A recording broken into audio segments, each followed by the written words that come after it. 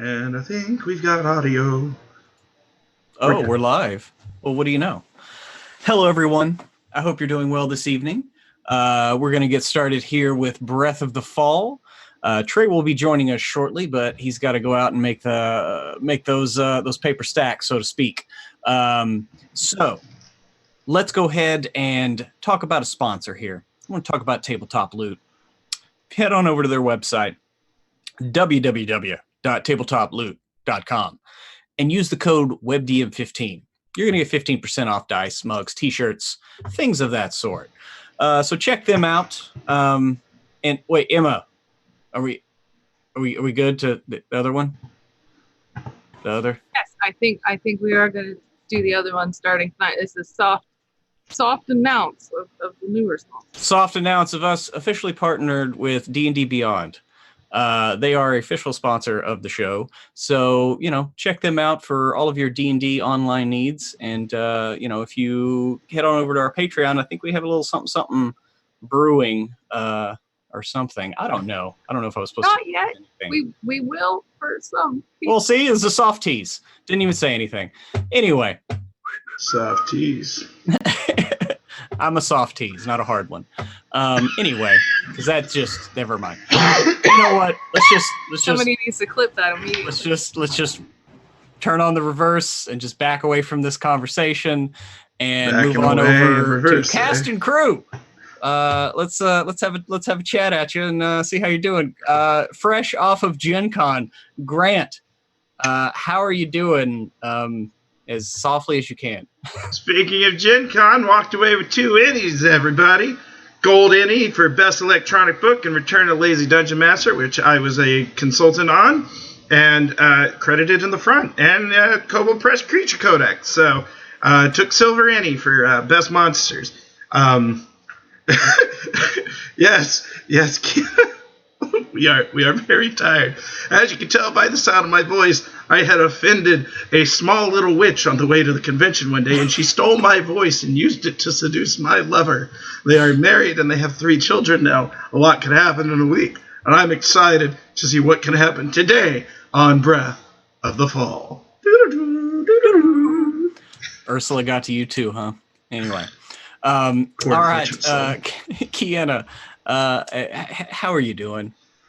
I'm good. I'm also back from Gen Con, so it's just me and Grant being real tired post-con buddies here. But I'm really excited to be back here. I was really sad I missed last week, but Wi-Fi decided that it was not in the cards. So I'm wow, words don't fail me now. God damn. The most articulate person I know in Kiana is like, Wi-Fi. Hey. I play Xenia, who apparently was passed out. So it just makes a lot of sense that we're both very groggy and very tired, but excited to be here. Yeah, so we're just preparing for this week. So yes, we'll have to figure out what happens there with Xenia. Last but not least, of course, Emma, how are you this evening? I'm good. I did not go to Gen Con. Me either. I know. It's sad. There's like a 7% chance we're going to go for like 2 seconds. And they were like, we can't go. We can't do that.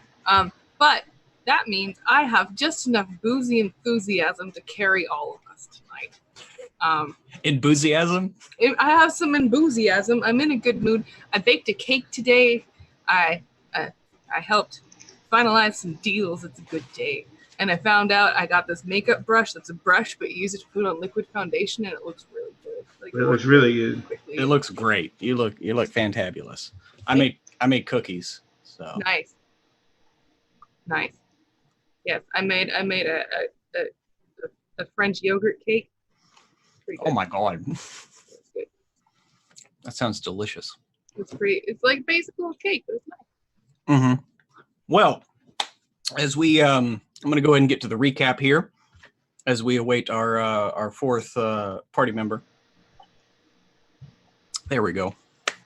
But last week, the crew, having found a panel from the an ARU panel and having accessed it with their arm that they're carrying around, managed to trip off a drone that came to investigate them.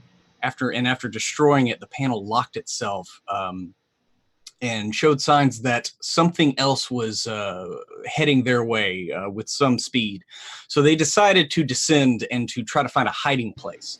A quick descent found a couple of places. They saw one of those green doors that they had seen before and tried to get in unsuccessfully, but also found a kind of a rend or a tear in the wall, or like kind of a hollow. And they decided to back the skiff in there.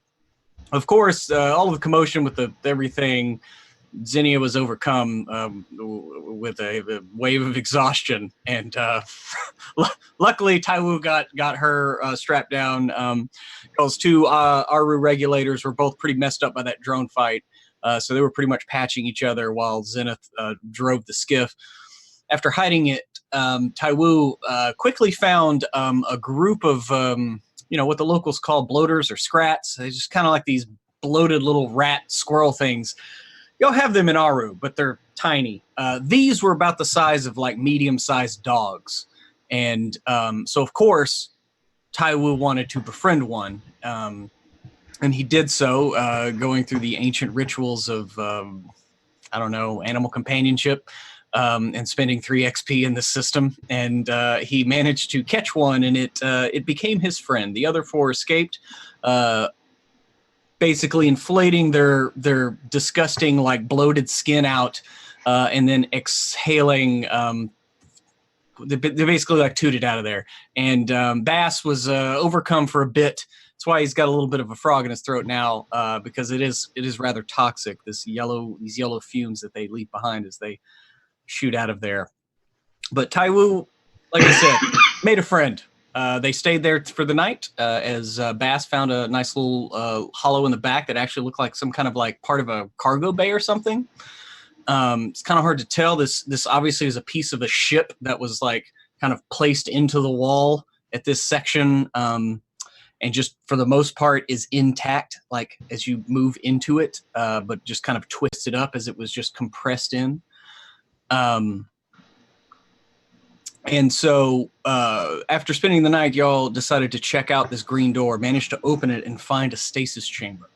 A little more investigation revealed that there were only 1 member of the 5 occupied chambers that was still alive. The other 4 had succumbed long ago, but they were members of the ARU team. And so y'all did get some more names of team members from the display. But the last one, that of Lattimore, once opening it, Bass discovered that something horrible had happened to him while in stasis. He was standing in like a shimmering metal puddle, and he basically, for all intent and purposes, looked like a Borg. Cybernetic enhancements threading throughout his body, tubes coming in and out every which way, one of his eyes covered by some kind of sensor with a rotating kaleidoscopic, light flickering, one hand completely encased in like it's not even sure what it is, but there's a barrel at the end of it, and it started pointing it at Bass like a gun before Bass talked him down. He was pretty disoriented. He was asking what happened, when. Y'all find out that the city of Aru might have been here for around 1,200 years, basically. When you look at the time difference of how long he'd been in there, y'all came to that conclusion somewhere around there. And it was about that time, as y'all were pretty much calming him down, that Taiwu noticed the puddle of metal that was shimmering, that this cyborg was standing in. And he reached out with his magnetism and pulled it to him, and it balled up. And as he reached out with his own little strip of metal that he uses to manipulate things, it immediately began to work its way up his own metal strand, trying to get to him. He pushes it away in shock, and it splats against the wall. And I believe it was Stevie that was in there with y'all, correct? And Timmet was out waiting at the skiff with Zinnia. So Zinnia, you basically wake up to a cry, and you know it's Taiwu's cry of alarm. And there's basically a sound of force and something hitting the wall, and then you hear You assume Stevie. I don't know if you've really heard Bass or Zenith Dan scream in pure agony, but you have heard Stevie and Timid do that not too long ago. And you hear Stevie screaming, and Timid immediately is like looking like, what the hell is going on? We need to leave. We need to get out of here. And he like looks like he's fumbling for the controls of the skiff. Like, okay, yeah. So Xenia is like coming to consciousness after collapsing. Mm-hmm. You're doing the thing where you're like, where the fuck am I? What's happening? What year is it? Like that kind. We gotta go. It's just too much. There's too much. They're gonna kill us. It's gonna kill us. Everything's gonna kill us. Hi. What's okay. You're yeah. You're we need to go.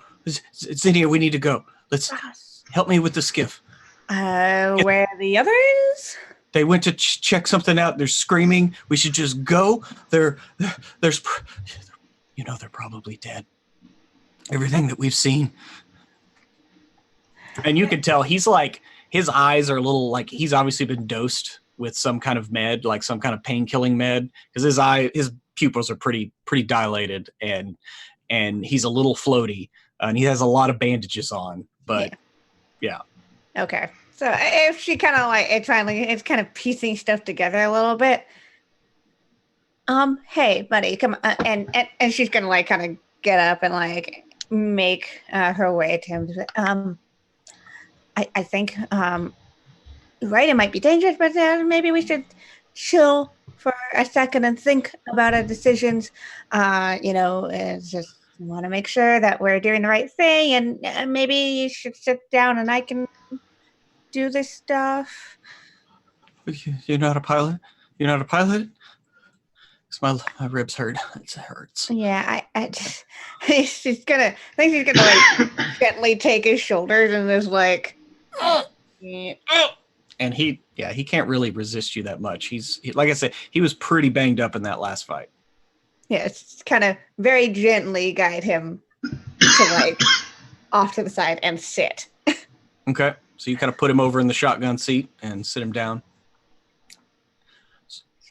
All right, so I need you to, take a deeper breath you can without hurting yourself. Right. Yeah. Okay. She's kind of like doing like the focus on me. Yeah.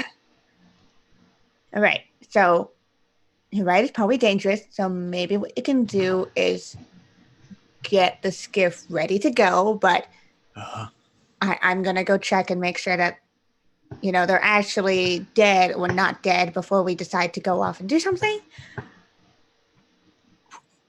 Okay. You think you can do that for me? Yeah. Mm-hmm. All right. I'm assuming if you hear me yell, or I will try to actually say something.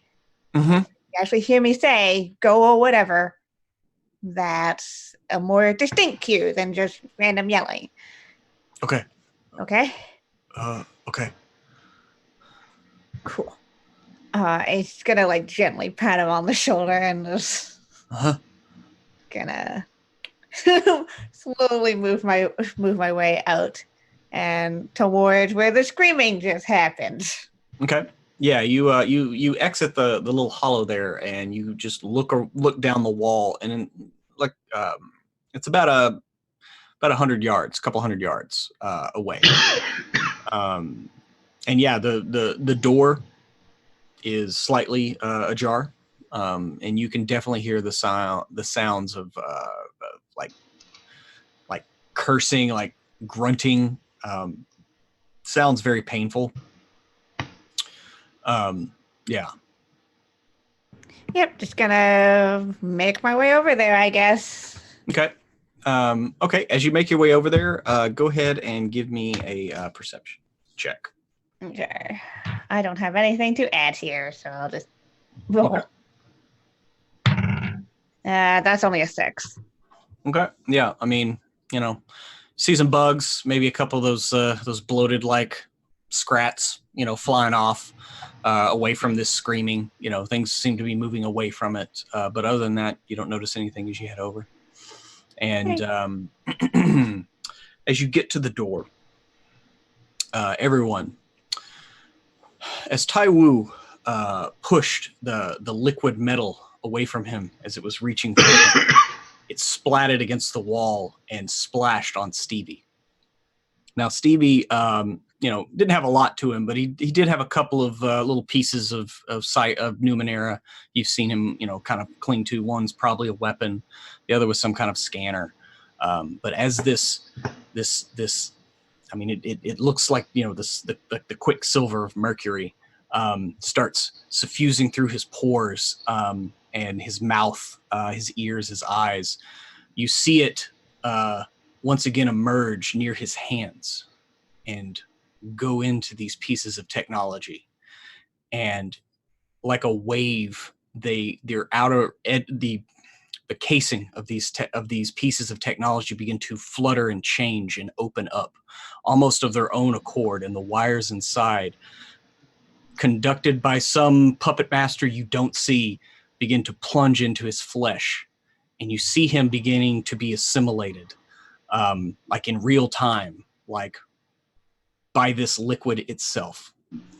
The little piece or whatever he had in his hand that was some kind of weapon breaks itself apart and strips his flesh back and replaces it with its own workings. And his right hand becomes some kind of attachment that is his hand now. The scanner at his hip begins to break apart and spread up his chest as you see these wiring and this wire modeling come up his neck. And one of his eyes erupts into a sensor that begins to pulse with like an eerie green glow. And all this time he just is kind of sputtering and shaking and saying something under his breath, like he's maybe trying to call out to someone, but is unable to do so. And he kind of slumps against the wall near where this liquid, whatever it is, impacted the wall, and you just watch it kind of thread into his back, and all of it kind of absorbs into him as these two pieces of technology begin to seethe into him.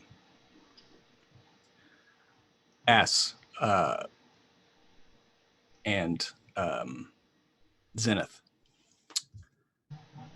In front of you, as this is happening, Lattimore, the cyborg, hearing these screams and something that y'all aren't hearing. Because as y'all are reacting, however you're reacting to the scene outside, as the screams grow louder, he actually grows calmer. And at the end of it, Lattimore stands blank-faced, one eye kind of glazed over, the one eye you can see. The assimilation is complete. We must return. And he begins to walk forward out of the chamber. Bass, he's completely ignoring you. Oh, I get that. My work here is done. Let's let homeboy go, I think. And I think we might want to search around this chamber for any other clues. I turn to Zenith. Zenith is already gone. He is following Lattimore. What? Obsessive Jack figures things out. Okay. Like professional role players, we're going to split the party. Lattimore, maybe he murmured something like, "It's going deeper." Yeah, and I think you should do that. Well, you're not here; you're gone. I'm going to search around this room the best I can, try to find clues, maybe something of interest, because I think at this point, following that guy is suicide. Okay. You can't kill us with Zenith, you begin to follow Lattimore as he starts to make his way out of the chamber. I try to ask him, where are you going? I must return home. Where's home? I must return home. Is it down there? I must return home. And he has this focus about his face that has now replaced that kind of like placid look. And as he makes his way up to where Stevie is, he extends one hand and you see these two wires come out and kind of stick in his arm. And there is a high-pitched whine. You've heard like old methods of communication. What I'm basically talking about is the beginning of the internet. There's this. It's basically a dial-up modem, is what it sounds like. There's this chatter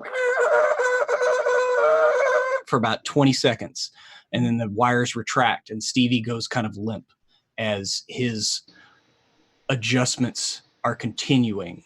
And now you can see pieces of the wall and the metal behind him have been like gouged out. Like almost like looks like they were like burned away smooth like by acid. And as all of the body morphing it's well more than the two pieces of technology that Stevie had on him at this point. But the part where the stuff got taken away, does it look smooth like it does further up in the fall? Yes.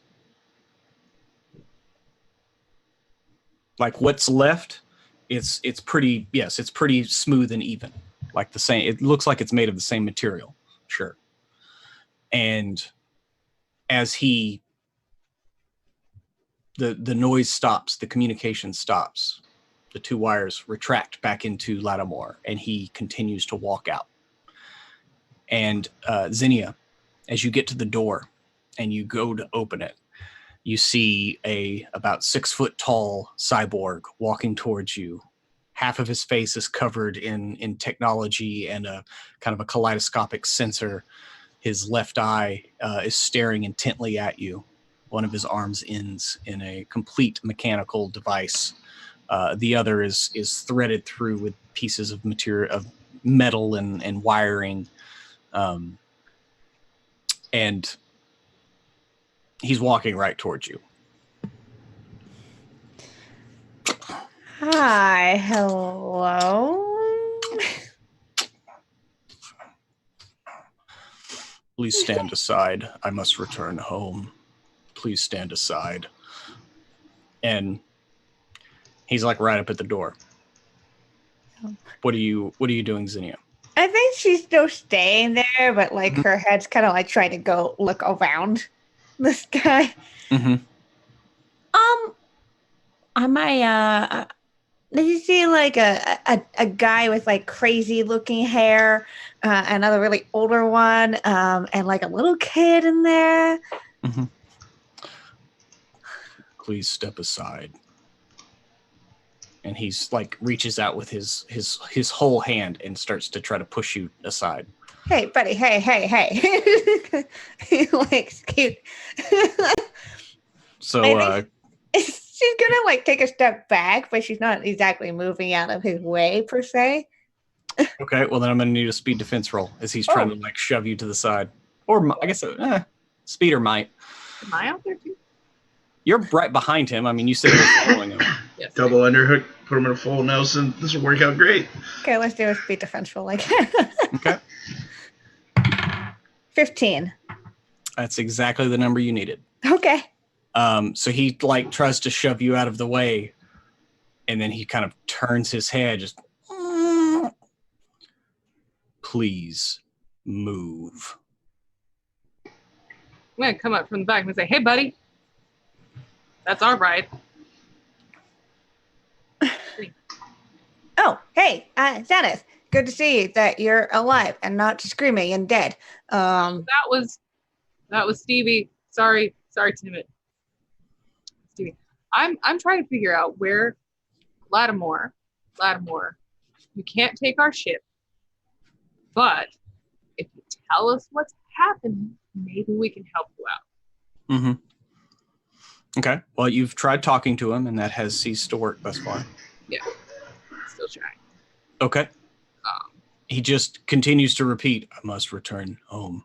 Just like point, like up or down, which way's home? And you see his head just kind of like slowly decline, like tilt forward as he like looks down. Okay. Well, that's of the two choices. That was the one I was hoping you would. His left arm begins to raise up and point at Zinnia. Am I directly behind him? Mm-hmm.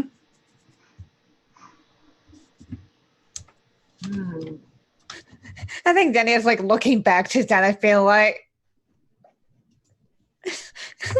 points at this guy and then looks at me like, friend or neutral or not so much a friend.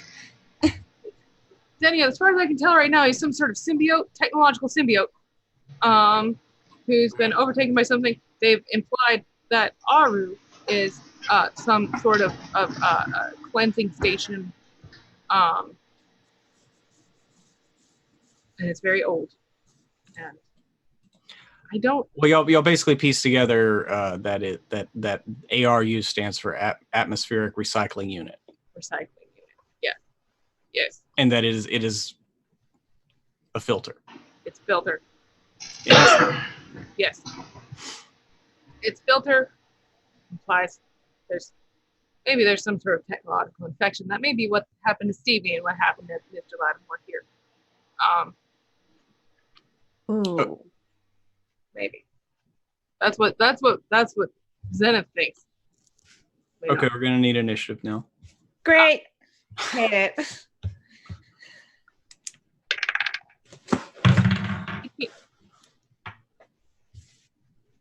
Uh, 16.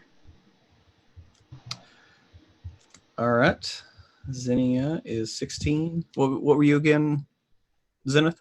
18. Okay.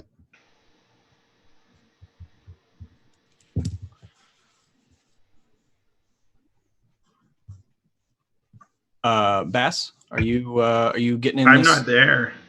I never left the room. Well, no, they're at the door of the stasis chamber. Like they're literally just at the door of the stasis chamber? Yeah, then I'll roll. Oh, yeah. I mean, y'all are in the big chamber, and he's like literally trying to push his way out of the door to leave. And Zinnia is kind of standing right in front of him, and Zenith is right behind him. So he's about a short distance away from you if you're at the back of the room still. Right. I got 17. Okay. And I'm just going to say, just because I think it's appropriate, Taiwu is just enamored with what is happening to Stevie. Like, he's just like completely like taken aback.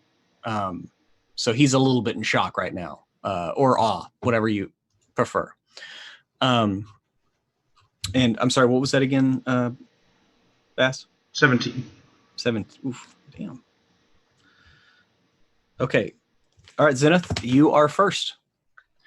As his arm is like almost level with Zinnia's like chest. So It's your turn. I'm standing right behind him, and he's threatening my person. I'm like, to take our vehicle. Okay, your vehicle is outside the door and 200 yards to the right. Oh, okay. Right? Because you left the vehicle behind, right, Zinnia? Right. And you made your own way over here? Yeah. So the vehicle's like not anywhere near y'all. Okay. I think in that case, I'm going to attempt to just want to grapple his boomstick arm. Okay. So you're just trying to grapple his. You're not trying to. Okay. So you're just trying to get his arm out of the way. Yeah. Okay. Yes, that's what I'm trying to do. All right. He's a level 5 creature. So. And I'm trying not to kill him because I'm interested in who he is and what he is. So I'm an obsessed Jack and figure these things out. Mm-hmm. And I don't want to vivisect him to be able to do that. That's why. Yes.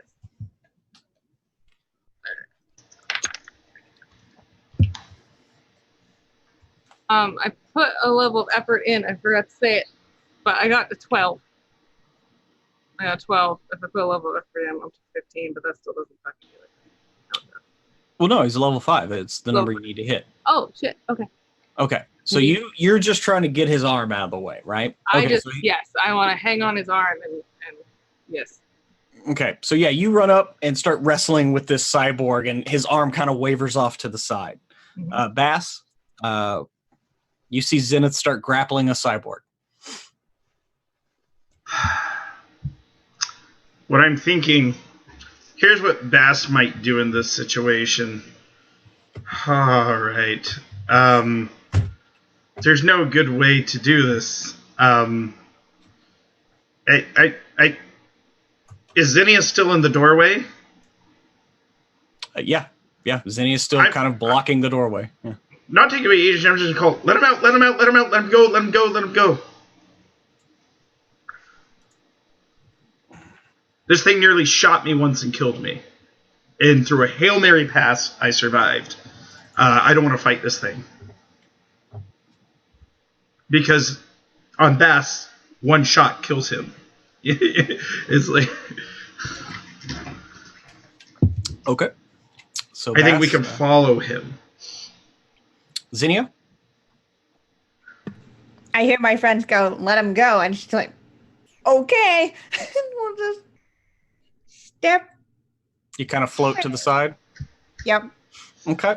Yeah, you just kind of float out of the way. And Zenith, it's up to you. But as soon as Zinnia steps out of the way, the cyborg, he like stops struggling with you and just begins to walk out. And he takes his first step out into open space, Zinnia, and you think like this is like Raiders of the Last Crusade, and he like steps out into nothing, and then like his orientation changes where he's walking down the wall, and you hear the distinct clang and the adherence of magnets on the bottoms of his feet as he and then takes another step, and so Zenith, it is your turn as this cyborg is now like walked out and is now starting to walk down the side of the wall, like straight down into the fall. So do you hang on or do you let go? Because he basically just like walks in as you're grabbing his arm. He just kind of walks and leaves it behind and begins pulling it. I let go. Okay. Yeah. All right. Okay. Well, he as he just a slow, steady pace and begins to walk straight down away from the doorway.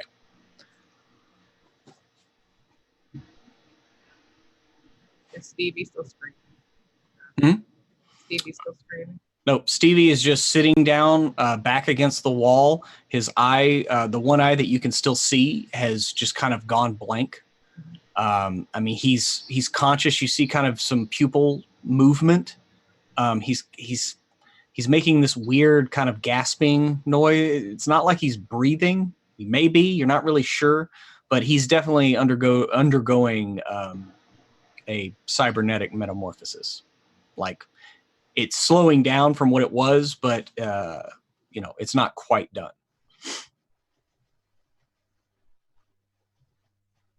Zenith's gonna go up to Bass and Zinnia and say, "I think we should kill Stevie." Zenith, you want to fight? No. I think we should kill Stevie.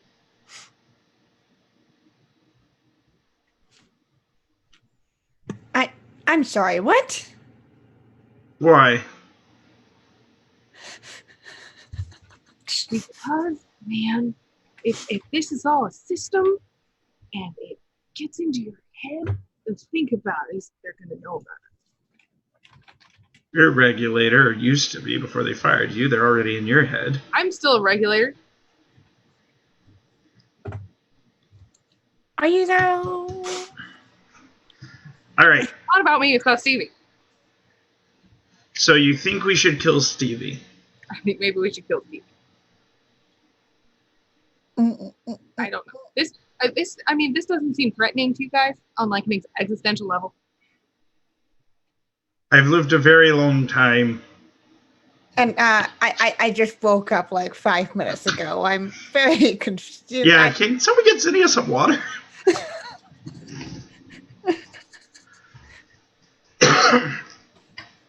Pruitt, can we get an intrusion over Stevie? Maybe just to kind of figure it out or expedite or heighten the tension? Because I could go both ways. I could kill Stevie in cold blood, like a murder hobo that grew up playing old school Dungeons and Dragons, or I could. I'm just giving him a hard time. For very, very different reasons. No, I get it. And sometimes, man, this is sad. I'm gonna cry. It's like when Will Smith choked the dog in I Am Legend. Don't make me do this. Oh God. I know. Don't put me through this. Like, you feed my children, you guys. Yeah. So, all right. This is. You just want to be considerate. I drew an interaction intrusion. Okay. Okay. And I don't even have to really manipulate what this says to fit the situation. Like, I will say this. You'll do notice like his lips are still just like kind of mumbling something. Like he's mumbling something. Okay, what's he say? You get close, and Bass, you hear him distinctly say, "Do it, do it." Okay. Please. All right. And like as he's saying it, it's a little less sure and a little less Stevie each time. Yeah, I'm just gonna knife right through the trachea, gonna shove it right in, twist and pull. Stevie's gonna die. Okay. This is sad. Okay. You can't. Yeah, these are rough situations. So you do that, and almost immediately, there's like a reaction as he shudders for a bit. And Bass, do you stay there? Do you back away right after you do it? I'm staying with him and I'm holding him. Okay. This is the worst. Okay. Yeah. Yeah. You shouldn't have to be alone. He shudders just a little bit, and then you just kind of hear. It's hard to describe. It's almost like a drip or a run of like a stream of something somewhere. It's the oddest noise that you've heard, right? But you look down and you start to see that same silver puddle that the other guy was standing in begin to pool around him. Oh no! So, for taking that intrusion, I'm going to give my XP to Zenith in this situation, and then I think we should get away from that puddle. I think next time we see Stevie, he's going to be raising guns at our faces and talking about how he needs to go home. Yeah. We could try to imprint on him, like I tried to imprint on the other guy, but. Well, like Zenith, Bass, like when you looked at the other guy, like his skin, while it was a little paler than usual, than you would think, it was still like had some color to it. Yeah, he doesn't get much sun. Like you're looking at Stevie right now, and he's like he's like bleeding out and turning pale. Yeah. All right. Zenith, do you want to film and record what happens to him? I can't film it. That's ridiculous, but I will dictate what happens. You don't... The chemical process of film? That's ridiculous. I'm going to load canisters. I don't know. Maybe you're going loony in your old age. What are you talking about? Bass, you've definitely seen versions of technology that are image capture. Like you know this. Yes, with the arc lights and. I'm on a regulator. All right, let me set. If we could take just a moment, I'll pop to the loading screen and then we'll get Trey's camera placed. Oh yeah. We'll be right back. All right.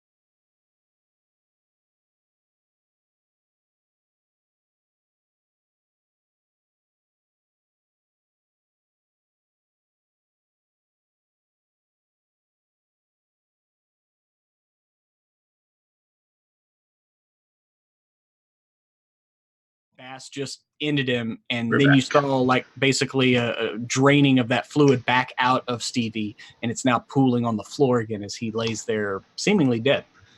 And that's And kind we're of where we back. are. And so so as Stevie lies bleeding out both blood and whatever that liquid metal substance is, begins kind of pouring out of his body. You can still hear the footsteps of Lattimore, the cyborg, clanging down the side of the fall as he walks down somewhere.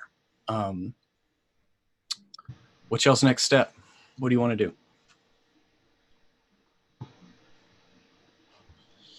Shit, that's a lot. Oh.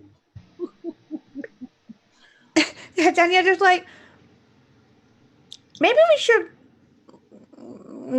get going. This is, all right. Tai Wu is still in his fascination. Is a little shook from the attack, but still enamored by what's been going on. Mm-hmm. He's going to look around the space for any kind of like container, any kind of glass, or any kind of anything that he thinks that could hold the liquid. Okay. All right. So you just, there's not much to the room other than the 5 chambers. You don't really see like there's a one small cabinet off to the side where there's a couple of the coveralls that they wear. You don't find any containers in there. Give me a perception or a search check, whichever you want. Yeah, I don't have bonuses in either, so we'll just roll. It's 14. Okay. You go back through the chambers of the those that have perished while in stasis, and in one of them looks like it's the in Foster's. They have the blue stripe around the edges of their uniforms. That's the other thing, Zinnia, that they would notice is each of the coveralls has kind of a different stripe, probably a different department, whatever those may be. But this has a blue stripe, and you, Taiwu, you notice that they have a couple of vials in kind of like, like a little like a pin holder kind of thing. They have like, where a mercenary might have bullets or shotgun shells. They have like 3 or 4 vials that are just there with these, little metal caps on them. Yeah, he would absolutely take one. But because he's a little concerned about everybody else and their reaction, he's going to do it in secret. And if somebody notices, they notice, but he's not going to make a show out of that. He's going to collect those vials. Okay. Everybody's over there arguing about what Bass just did. So unless anyone wants to try to make a perception check, it seems like y'all would be pretty distracted. So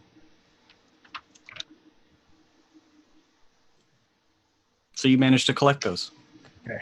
All right, cool.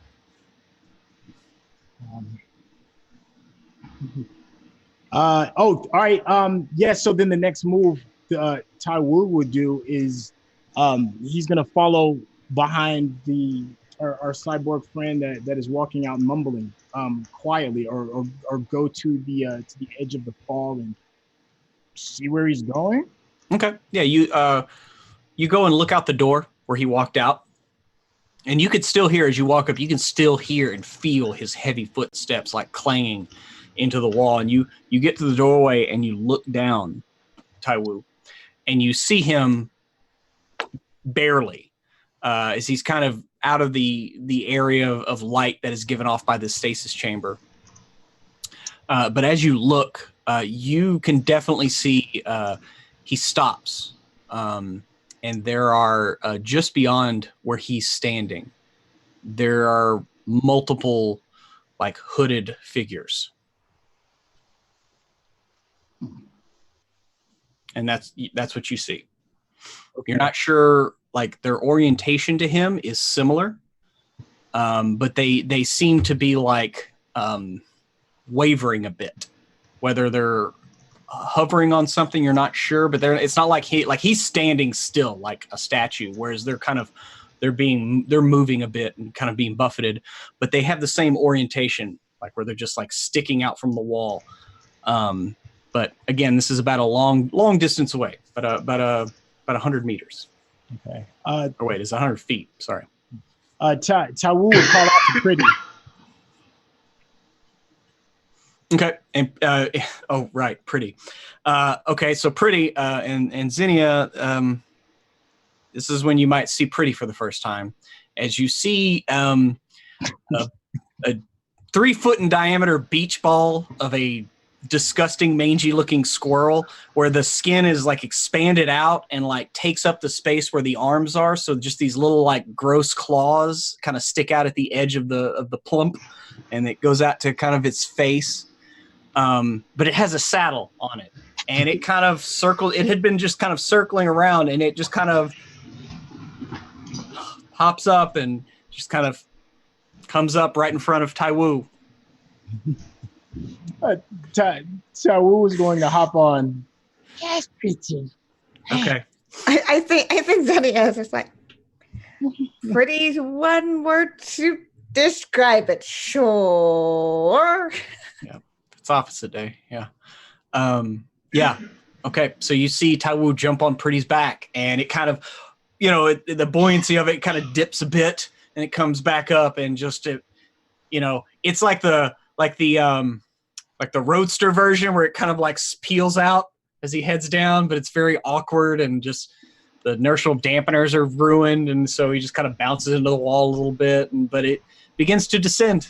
And y'all see Taiwu like start to head down where the cyborg went. Tawu is going. You said it's about 100 feet. So straight down, yeah. Yeah. So Taiwu, how much light is there in this tunnel? I know we're down pretty far. If you don't have a light source, there is no light. So in the general area where you were, the light from the stasis chamber is kind of like filling this area out to about 50 feet. And then another 50 feet of kind of dim light. And this cyborg was standing kind of at the edge of that dim light. So you can make him out. You can make it out his general shape, but it's kind of hard to. So yeah, I mean, everybody had little like glow globes. I mean, there's just like it's like a flashlight, right? Everybody had one when y'all left. So if you want to turn that on, it basically works like a torch. No, Tawu would not want any light. Almost got him. Tawu would not want any light, and he would go far enough out and down to be hopefully covered by enough shadow and just watch. Okay, so you want to go away from the edge of the wall so you have some distance as you go down. Yes. So you'll basically be in an aerial position relative to them. Yes. Yeah. No, I'm with you. Okay, so you're doing that. Zinnia, Zenith, what are y'all doing? As Taiwu hopped on his fart ball and tutted away. Zinnia's watching this kid go off on their own. She's just like, just an unruly child, right? What in the world? Yep. Who is letting this kid? And she's just gonna look at Zenith and be like, what the fuck? And I think we'll just kind of hop off and we'll follow so this kid isn't by himself on a balloon rat in the middle of the air. Dennis is gonna watch Stevie till Stevie's done being Stevie. I'm going to sort of narrate the experience, and it's going to be sort of like combined with little things he might have known about him. Yeah.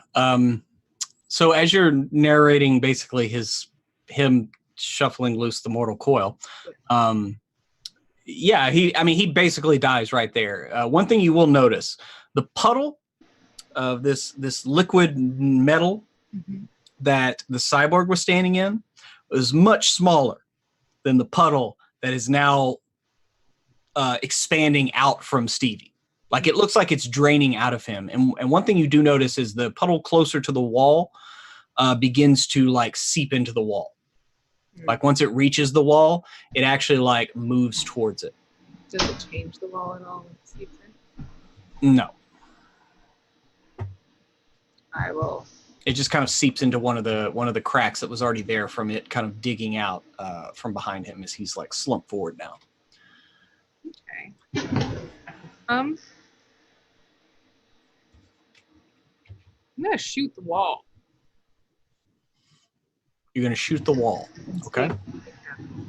What are you shooting it with? I have like a bolt gun. Okay, so it shoots like a metal projectile. Mhm. Okay. Okay. Now you shooting the wall like literally at the stream or next to it or shooting the stream? Or like I'm gonna shoot next to it. Okay. Yeah, you shoot, and it kind of ricochets and kind of spray like it's like throwing a rock in a pond. It kind of separates, but not like you would expect. I don't know, like a ricochet and stuff to fly off. It just kind of separates out and then kind of whoop, whoop, back together, and it continues to slowly kind of seep into the wall.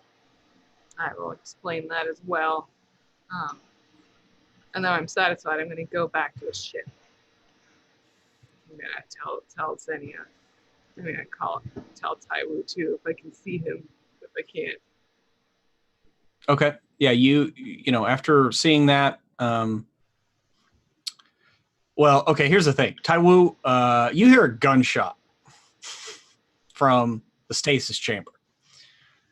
And give me a perception check. This is going to be, because it is dark, so that's going to be 1 against. This is going to be a level 5 perception check. Okay. Because you are kind of out in the darkness now. That is a 2. Okay, yeah, you don't see shit. You're just kind of dark. You can still you can make out the general area where they are, and you can tell that the cyborg is kind of face to face with multiple figures. But you don't glean any useful information. So yeah, Bass, Zenith just shot at the puddle and it kind of just glommed back together after separating a bit and is seeping into the wall. And Taiwu went after the cyborg. Zenith, how much money will you pay me to lay in the puddle? You don't have enough, Bass. You don't have enough.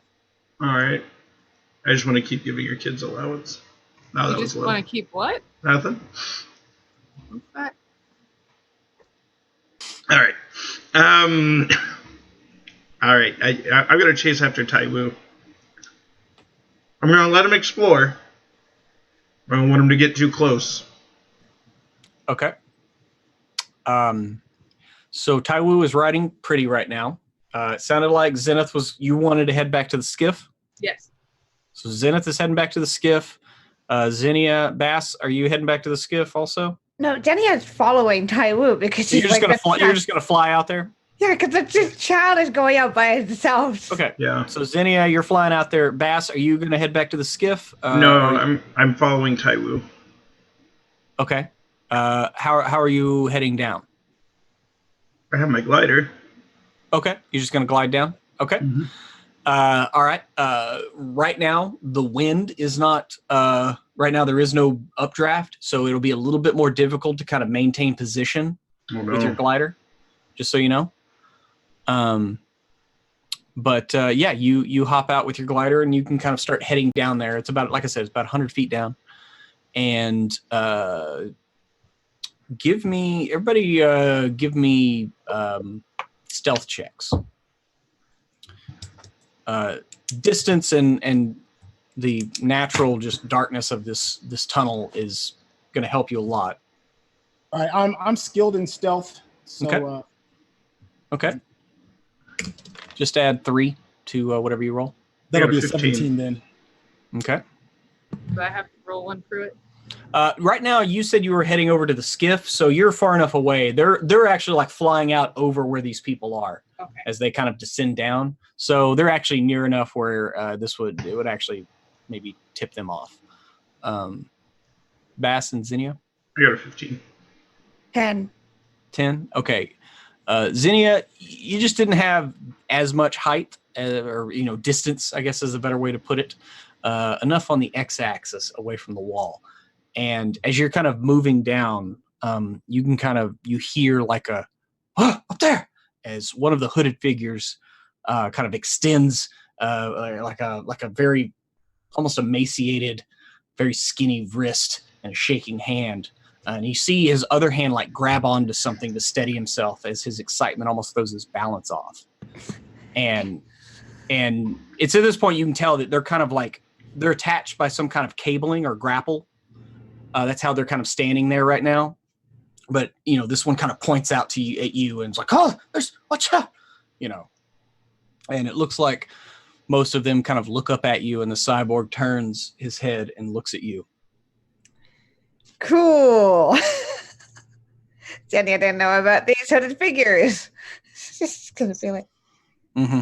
Yeah, at this point you can tell that there's at least 6 of these figures. Yeah, so I think she's going to stop, like she's going to hover in place because she doesn't want to draw attention towards the others. Mm-hmm. To like, if she was to continue moving, so she's going to stop and she's going to wave. Okay. The hooded figure that is kind of at the head looks like maybe him and the cyborg are actually talking. You see him slowly just give you a little wave, and then he just a very, very calm, just beckon. And they're all just standing there. Like the cyborg's not, there's no other cries of alarm. The cyborg doesn't raise his arm in anger. Just kind of. Yeah, she's just, she's going to pretend like the others aren't around. Like, or she doesn't know where the others are. So she's going to start slowly floating over. Mm-hmm. But on the way, just be like, who are you? Sorry. This is new people down here. Mm-hmm. There are many people down here. Many cyborgs. There are many of all ilk and kind. We make do, living in this expanse as it is, do we not? Please, we mean you no harm. Please. She's not going to show her concern, but she's going to be like, okay. And get closer, but not like within arm's reach. Okay. You get closer, and you can make out some more details about these people. One thing you can tell is the set of the shoulders of pretty much everybody except the leader. You can tell is pretty narrow, kind of hunched, and everyone except the leader seems pretty shaky. As you can now tell that they each have like kind of a grapple shot into the wall, and they're just kind of standing there like it's almost like they're getting ready to rappel down.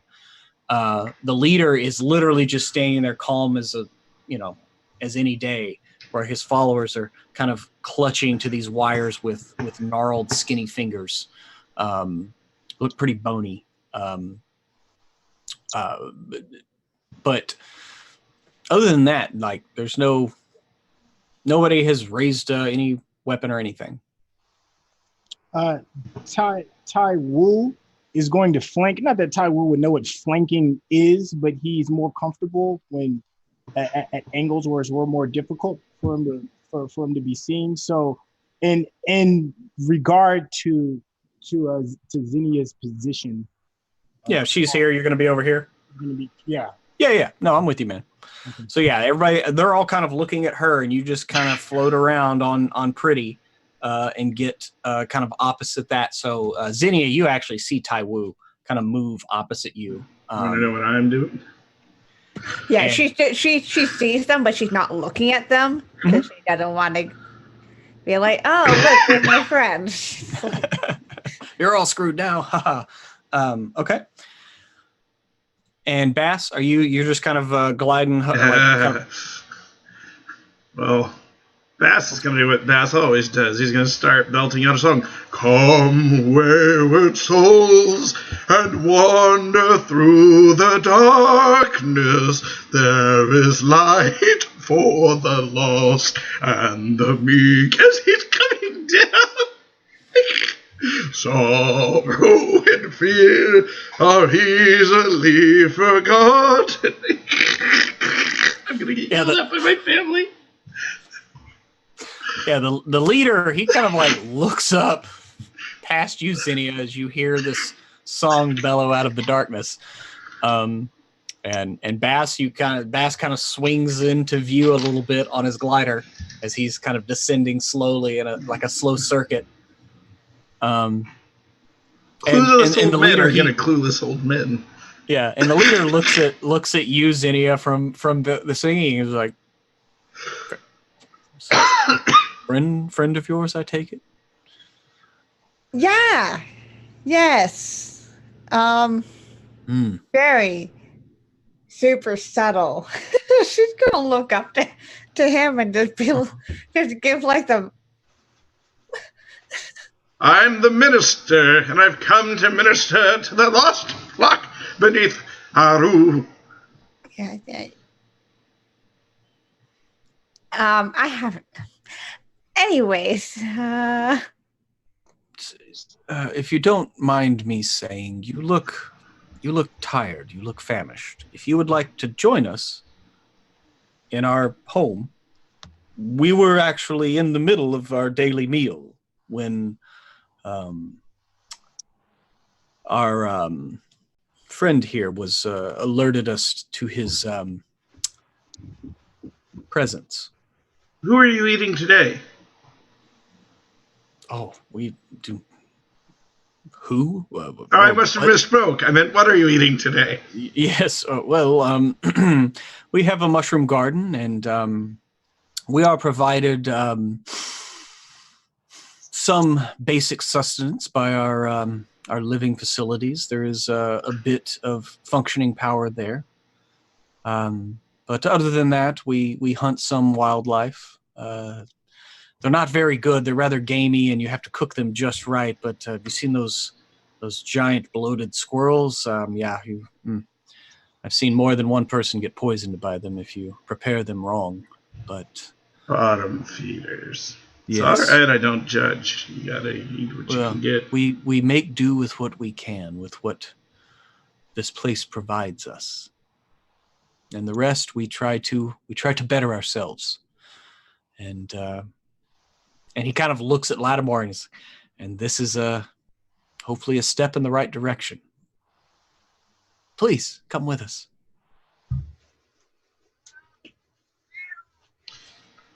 Well, Xenia, how do you feel about this? I think you're late for your appointment. Little dental work supposed to be done today. Or just a routine cleaning. Sure. He's just like, first you're doing like what? Huh? Cyborg's like, I have a water pit. No, never mind. Sorry. I woke up 10 minutes ago and I don't know what's going on, kind of thing. But yeah, she's gonna look. Is there like an equivalent of like an like insight check? Like, I want to see if these people are trustworthy at all. Okay. Yeah. Give me a. This would be an intellect roll if you have anything as far as reading people or their intentions that will help. Yeah, I do not, unless you would say that. I want to try to read them. Polite social interactions. I mean, he's literally asked you to come over to rest and eat. I would say this is a polite social interaction right now. Okay, yeah, so I'm trained in that. So anything related to that. So okay, do that. That's a 9. I was going to say I'm trained in detecting deceptions. Okay, Xenia, he asked you to come over if you want to eat and rest. I got some mushroom stew cooking. Go ahead and give me a roll there, Bass. All right. And I'm doing double effort. Okay.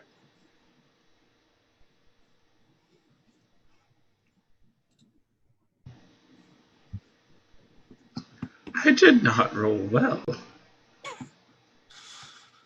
So I rolled a 5.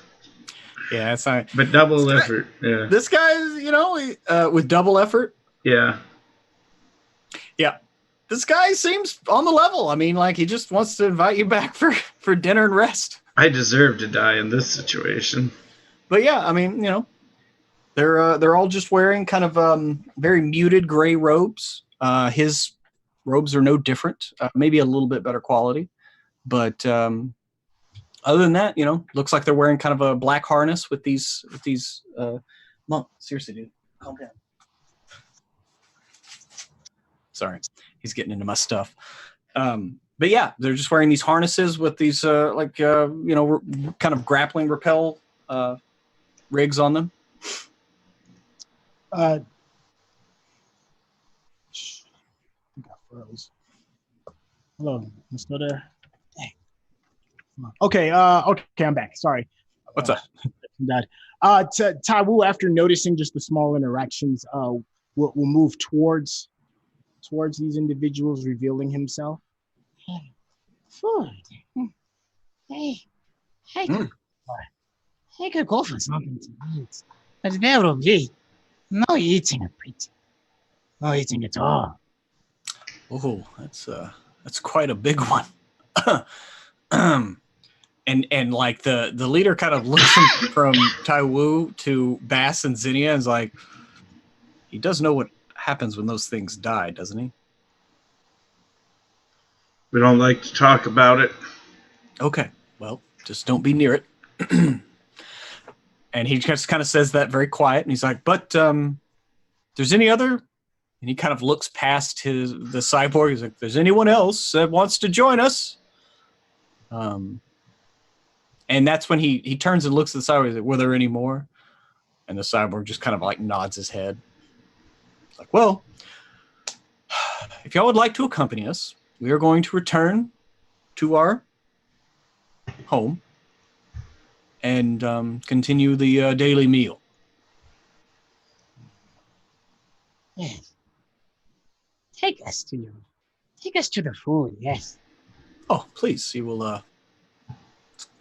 We made more than enough, and with that, like the people flanking this leader begin to rappel down, and it's not that far until they come to a kind of a slotted hole in the wall that you would never really notice because it has a bit of an overhang, but they kind of swing underneath it, and there's like a very low tunnel. It's about 20 feet wide and only about 5 feet tall as they kind of squat and walk through it a ways.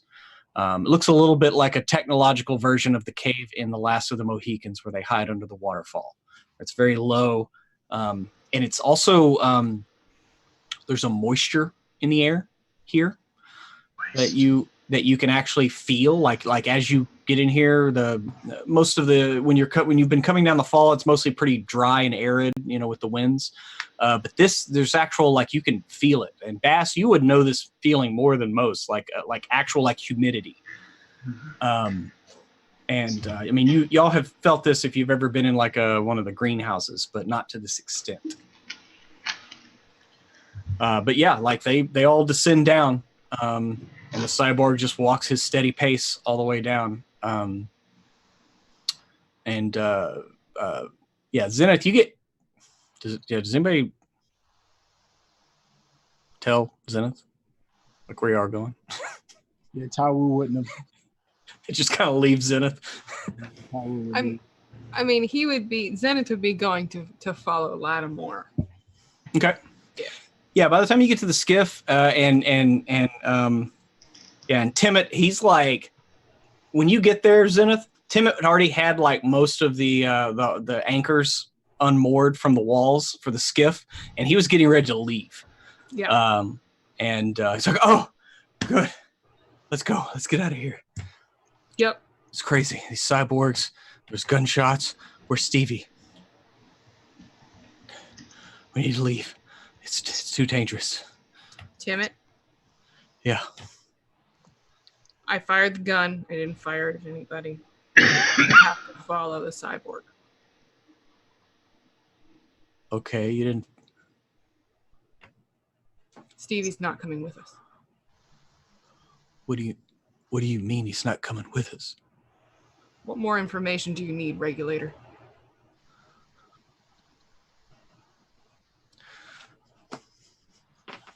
None, sir. Wouldn't help you to hear right now. And he kind of just sits down in his seat, buckles it, just goes quiet. Zenith gives him a fatherly pat on the back. Mm-hmm. Wipes away his own tears because he's sad about Stevie, even though he thought that we should kill him. Well, not an evil character still.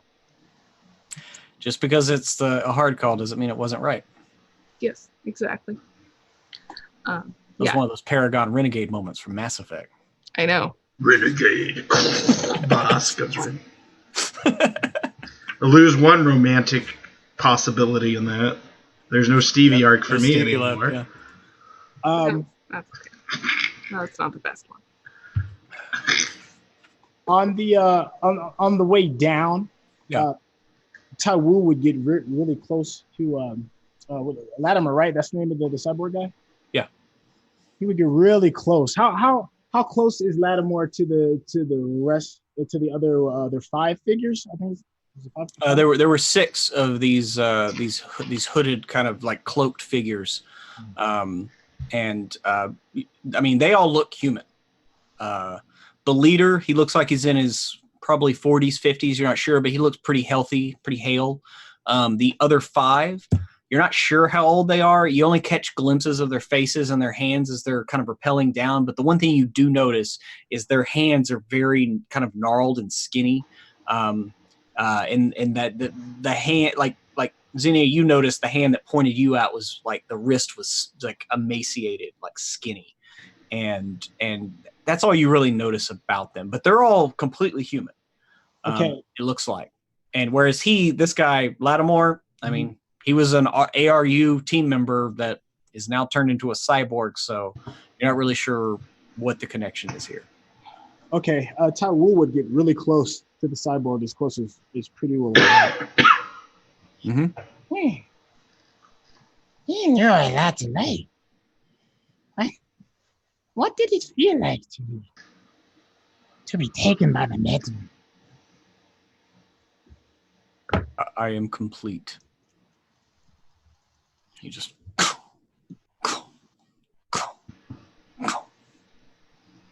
Taiwu would give like a acquisitive look and shake it off, and then he would kind of like get as close to his face as he can and just inspect him. Yeah. Mm-hmm. Yeah, I mean, like you get as close as you want. He doesn't waver from direction. The one eye that you can actually see never changes focus or direction. He just continues to walk in this straight line to wherever he's going and wherever these people are going. I understand not telling people. They judge. They always judge. But I am like you. And he's going to slowly pull like a tendril out to show him, like wave it like in fingers. I am one with the metal. I understand. I hear its call. I have to know. Yeah, he actually like tilts his head when you present your little metal tendrils, and he like stops his momentum and looks at them.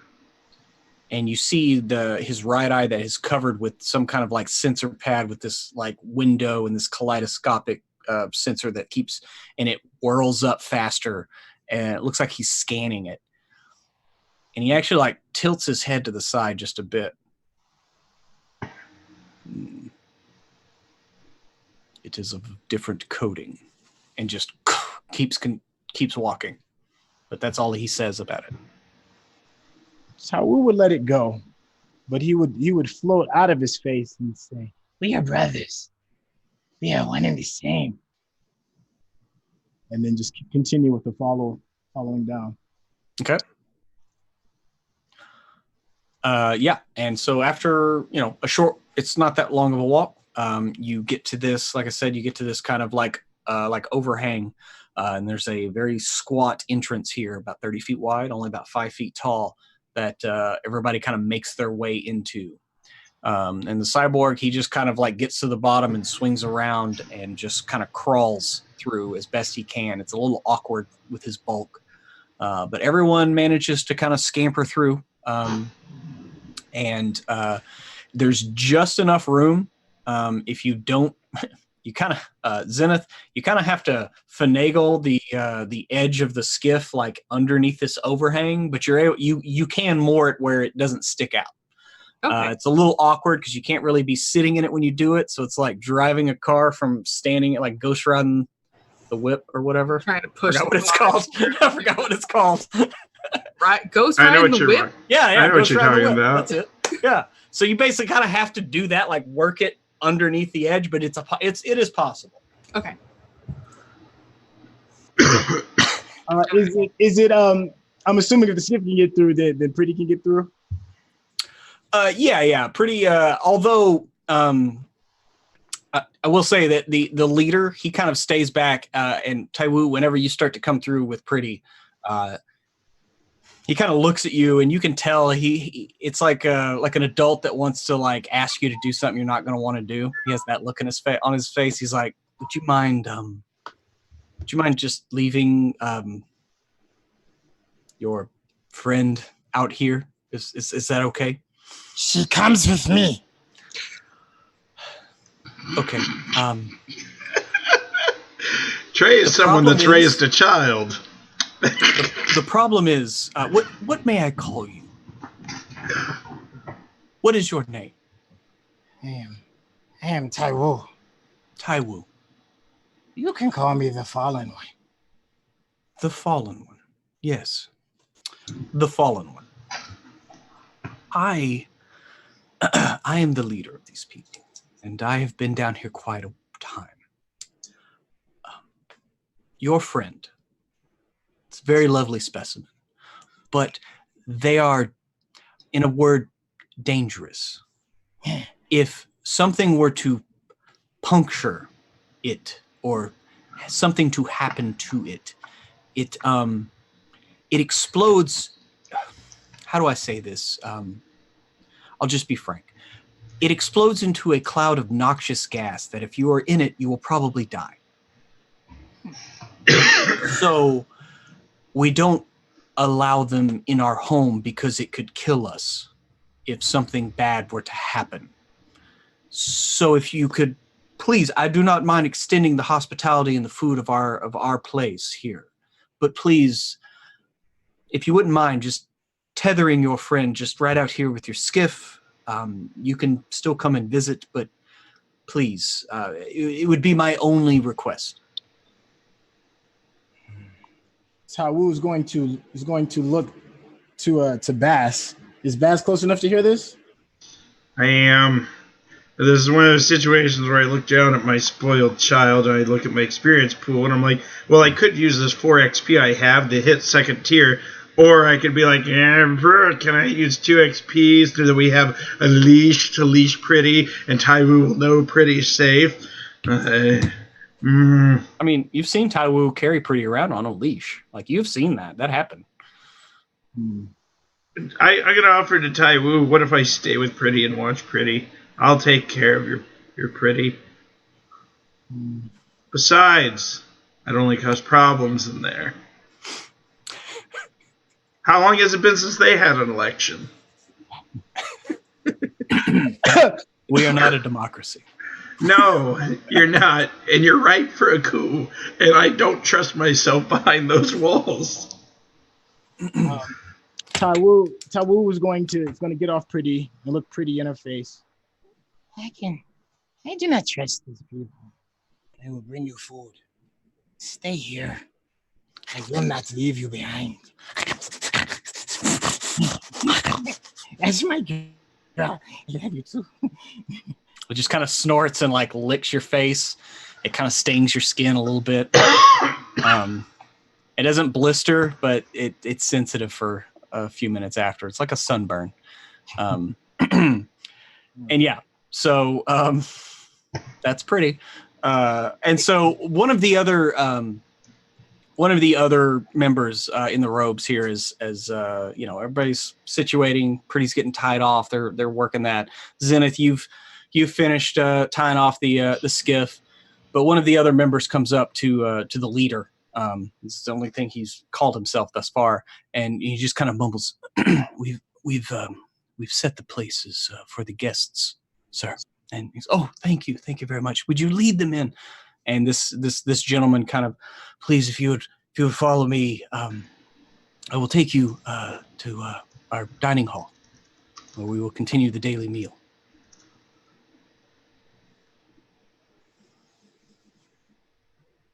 I'm staying with Pretty. Okay, so Bass is staying with Pretty. Yeah, this is gonna not I cause was any all in for problems. food. He's all Okay, in. so Taiwu starts heading in. Zinnia, Zenith? Yeah, I guess I head in. Okay, so Zinnia starts following Taiwu in, and the gentleman turns to you, Zenith, and you just hear him kind of quietly, "Z, you coming?" And he kind of throws you a wink and turns around and starts walking inside.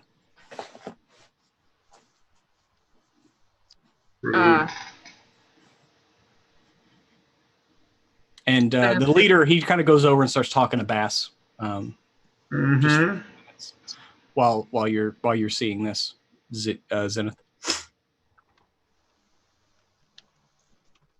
What'd you call him? He's already walking inside. It just says You distinctly heard him say, "Are you coming, Z?" And he threw you a wink and then turned around and started walking inside.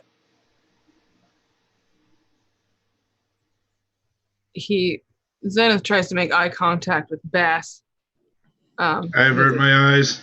Sorry, bad improv. Yes, and I see the eyes. No, but it's a new form of improv.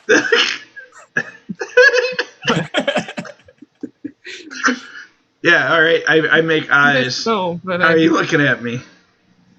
I'm looking at you. I'm just giving you an even more sort of intense look than normal. Yeah. Like,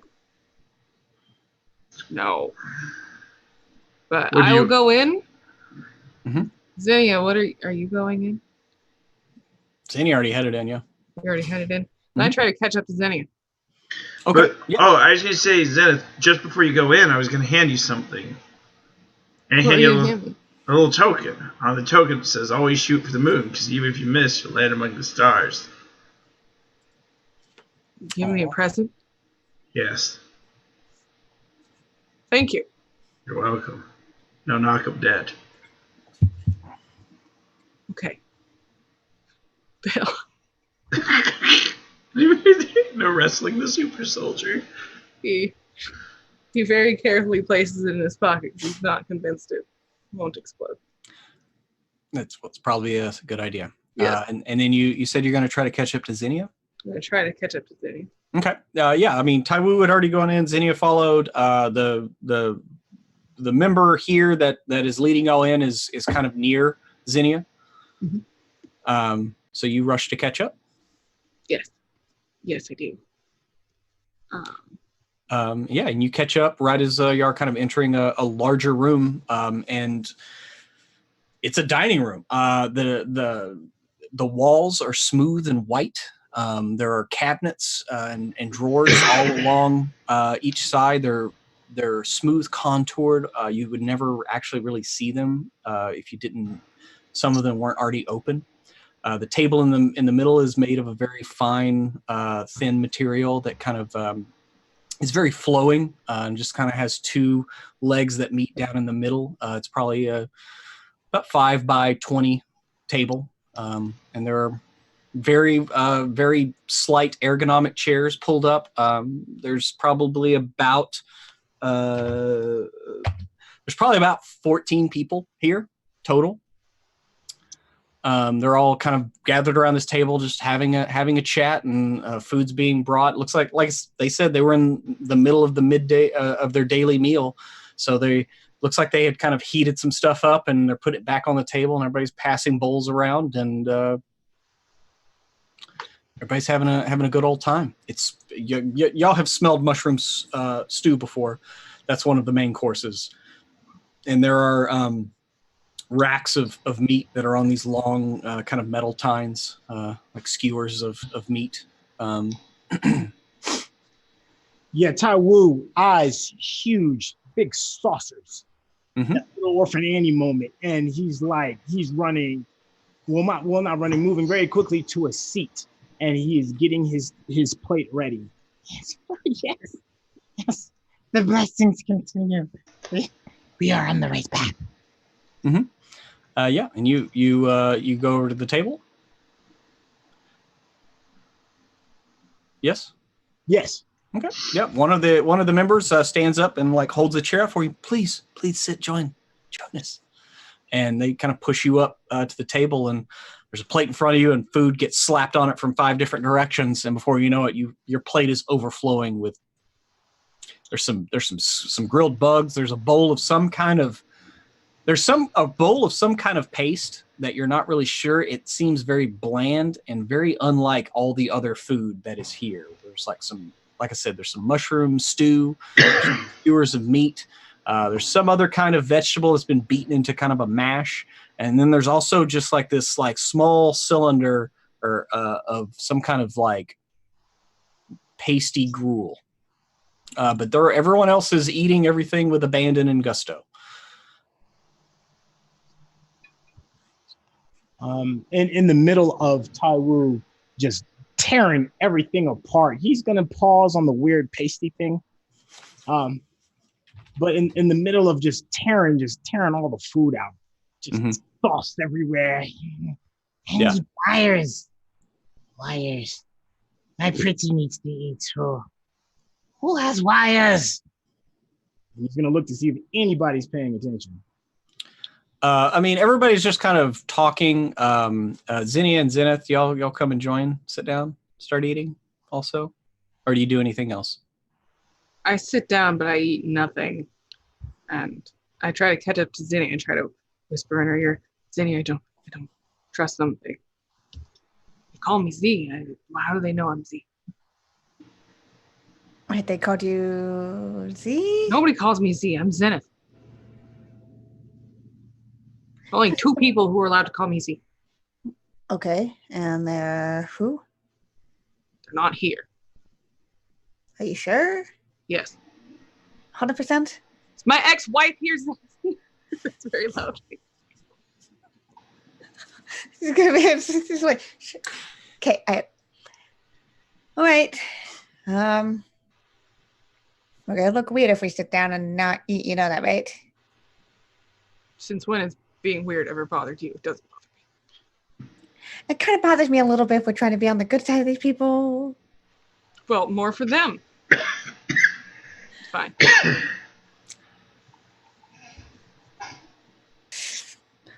It's gonna be. You can do what you like. Okay. So do y'all go sit down? Yes. Yes. Okay. So y'all sit down, and Zenith, as you do, the person next to you on the table kind of leans over, and he says, by the way, the gruel is it's very gruelish, but it's protein, so you'll like it, Z. Why do you keep calling me that? And he kind of like turns and looks at you. This is the first time you get a good look at his face. It's your former partner with the Regulators. And you see his eyes go wide as you start to say his name. And he just starts a head shake, but doesn't finish it. And just like keeps eating.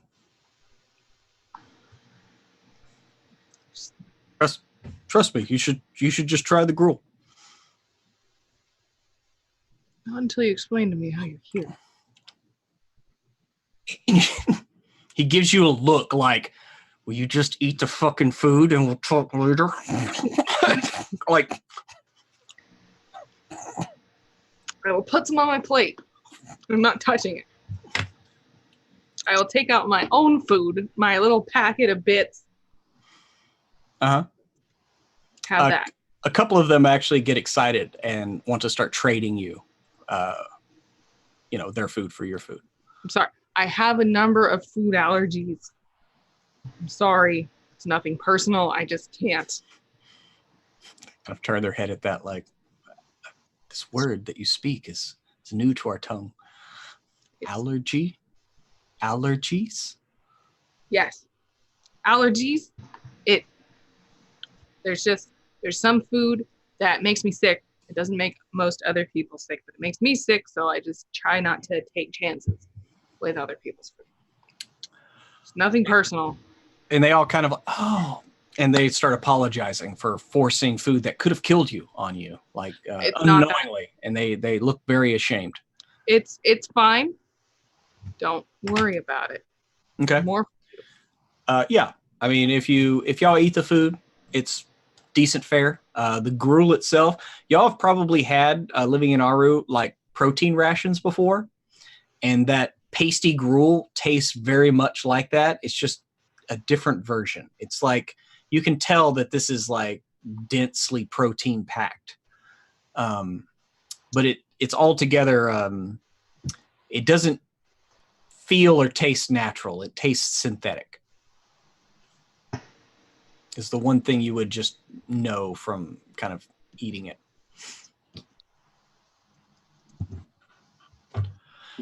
And unless anybody does anything, the meal passes kind of uneventfully. And the leader eventually returns and makes small talk with his people. But other than that, they don't try to impose upon you. Everyone that sits near you is very pleasant. And after the meal is concluded, their leader, he stands up and basically announces, our meal is done, so we will adjourn for 15 minutes of personal time, and then we will begin training. Guests, if y'all would like to rest, you may. If you would like to watch us in our training, by all means. Really, it's we don't want to impose upon you. Our home is your home, but I must see to my people. If you need anything, please ask anything of any of us, and we will be glad to assist you. Okay. And with that, he not hearing anything forthcoming, he walks off to another room off of the main dining area. Looks like there's a few doorways off of this room, but a few people are left behind, including Zenith, your former partner. He's kind of helping clean up the dishes here. I will help him do the dishes. Okay. Yeah, as you go over there, he kind of, he doesn't look at you, but just kind of mumbles every time you're near each other. He's like, "What the hell are you doing here?" What the hell are you doing here? "I'm undercover." Undercover? I'm looking for him. What are you looking for? The guy that got you fired. The guy that got tossed. The evidence guy. I'm looking for him. I got a lead. Are you on a mission? Yes. Who? I still work for the Regulators. You got kicked out. What? I still work here. Oh, why do they care? I got kicked out. That's all they wanted. They got what they wanted. They've wanted it for years. You know, Marv. I was sent to find him. To verify him. Whether he's dead, whether he's alive. If he's alive, bring him back. If he's dead, confirm it. Then why they sent me down here? What? You heard me. Why did who send you down here? The High Council sent me down here. Well, I mean, I don't know. That they're separate from the Regulators, but maybe they didn't know. I don't know. Can I trust you, Marv? You trust me? So I was your partner for 10 years, damn it. Yeah, you were. Yeah. How's that? How is she? I'm sorry. She's fine. It's good. Sorry about what happened. She's fine. They're fine. Marv, did you know the breath changed direction? Yeah, it caught us off guard here too. The leader here, he almost anyway, y'all need to rest and go ahead and get out of here just as soon as you can. Just don't ask questions. Are you safe? Well, I'm officially an initiate, so Initiate? What are you being initiated into? This cult, because this is where the leads have led me. So, Are you okay? Is it for the time being? A sex cult? No, it's not a sex cult. It's much worse. It's a blue oyster cult. And you see his eyes kind of trail over to the cyborg that is now like departing, following the leader out. And he kind of flicks his eyes over there, and he just goes, he wants to release that. Because Stevie Marv. It's just a kid.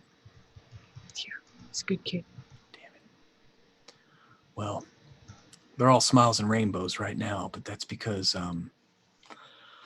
the assimilation hasn't begun. Are they going to try to keep us here? I don't think so right now. I don't think it's ready. I think he seemed pretty pissed that that thing was awake. I don't know what y'all did. We woke him up. Well, you kind of accelerated his plans for him, so that's why I think he's being nice. But that's why you should get the hell out of here. Don't worry about me. They don't know about me. But at least warn Aru. There's this thing. It changes people. It turns them into just... I've only seen a couple of tests. Just if you see that metal, just make sure you don't have any technology on you at all. Yeah. It's the only way you can survive. Okay. Marv, can I give you something? What? I'm not going to kiss you. Anything. What? A communicator. Yeah, I mean... You need anything. Sure, I mean... Zenith's going to give him, like, we each got a communicator last time. Okay, so you want to... I mean, there were only 4 for the 4 of y'all. Do you want to give him one of them? Yeah, I'm just going to fuck up the nice little plan he's got first. Okay. Yeah. All right, you give him one of those. And the way you, in your downtime, way you understood it is once one of them is activated, they'll all 4 work at any distance for a day. Yes. So, okay. All right. He says, all right, thanks. And you see him kind of pocket it. I'm telling you, I think the guy lived. The guy that tipped you off about what the funny business up top. Of course he did. Probably got a fat reward for it too. No. They thought they killed him. He's hiding. He stayed here. That's why I'm here right now. I'm trying to find out where he was sent to. Do you think he's an agent working against the state? No, I think he's a scared kid who thinks his own regulators were trying to kill him. So at least that's the brief descriptions I've got since I've been here. That's all I've been able to find out, that he was here not too long ago for a short time, and they helped him get somewhere else. I haven't been able to find out where, but it's not far. Okay. You take care of yourself, Mark. Z, please don't. Well, I would say don't keep digging, but that's literally all you know. It's what I have to do. Yeah. Well, don't get yourself killed. You don't do that either, Mark. Stay away from that shit. If you see that liquid metal, just run. Okay. It's something else. I think it's alive. Okay, Mark. And with that, he kind of, this whole time, like he's been just kind of mumbling under his breath as y'all have been clearing the table. And he has a whole tray full of dishes, and he just turns tail and walks back to the kitchen where they're kind of cleaning.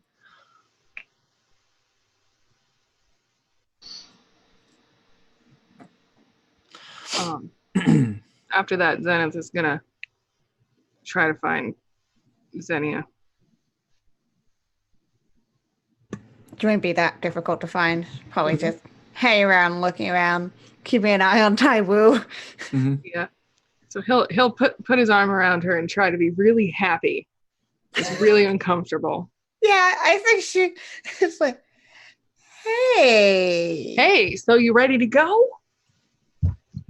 Kind of on a timeline today. Yeah. Yeah. Yeah, let's find, where's Tai Wu? Hey, Tai Wu. Just gonna. Yeah, Tai Wu is still enamored with the cyborg, and if he went out, then Tai Wu would use whatever stealth he has available to him to follow behind and see where he's going. Okay. Well, he's following the leader. So if you want to make a stealth roll, and give me that. It's going to be a level 5. Okay, so I can knock that down once since I'm skilled. Okay, so that's a 4. So you need a 12 or above, unless you want to do any effort. Yeah, I'm gonna do some effort too. Okay. All right, so you can break it down to a level 3, so you need a 9 or better. So 17. 17. Yeah, you kind of do that thing where you kind of like adhere to the ceiling and just kind of scuttle down like you did when you snuck up on Pretty and his friends.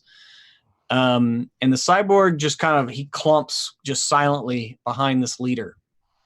And it's only after a brief walk down a hallway, which you realize like now the sounds and the din of all the others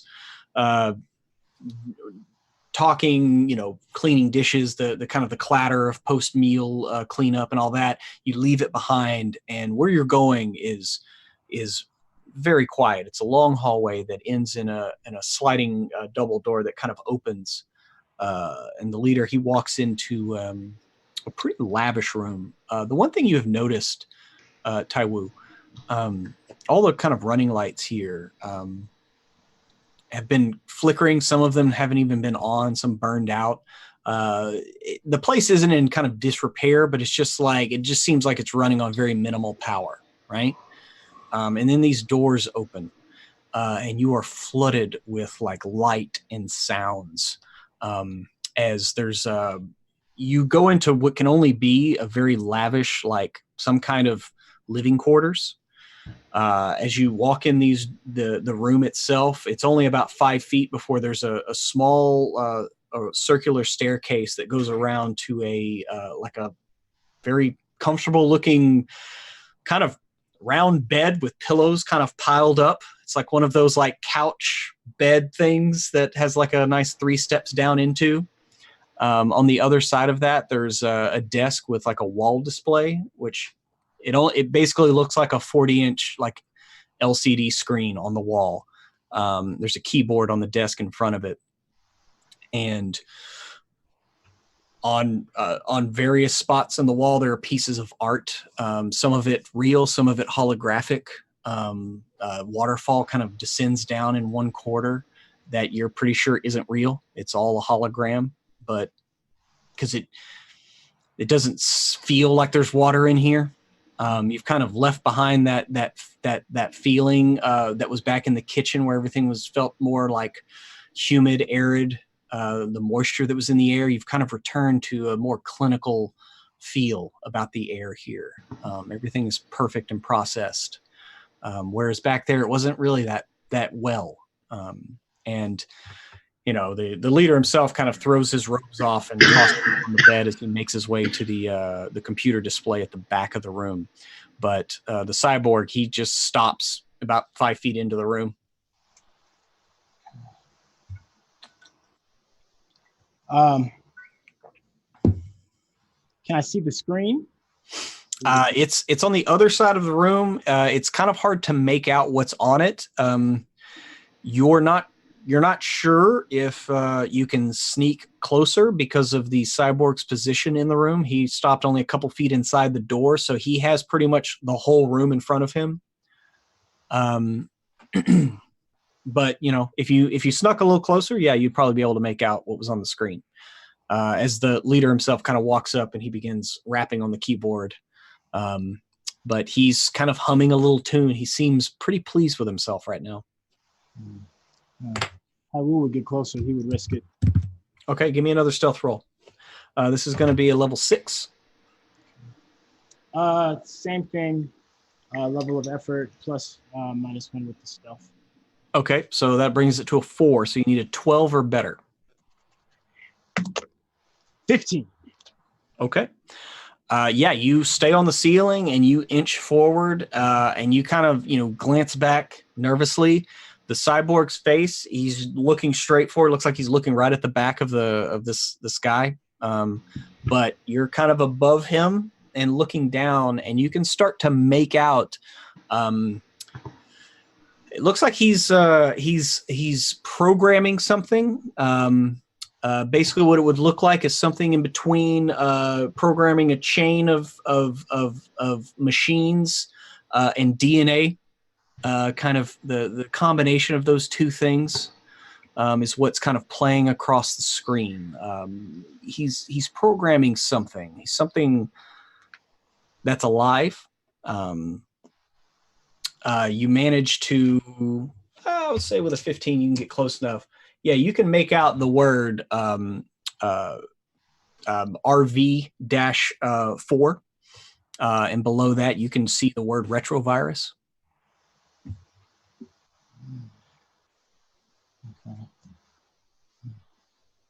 I'm sorry, I gave you the wrong initials. It's TV-4, and then below that it says retrovirus. Okay.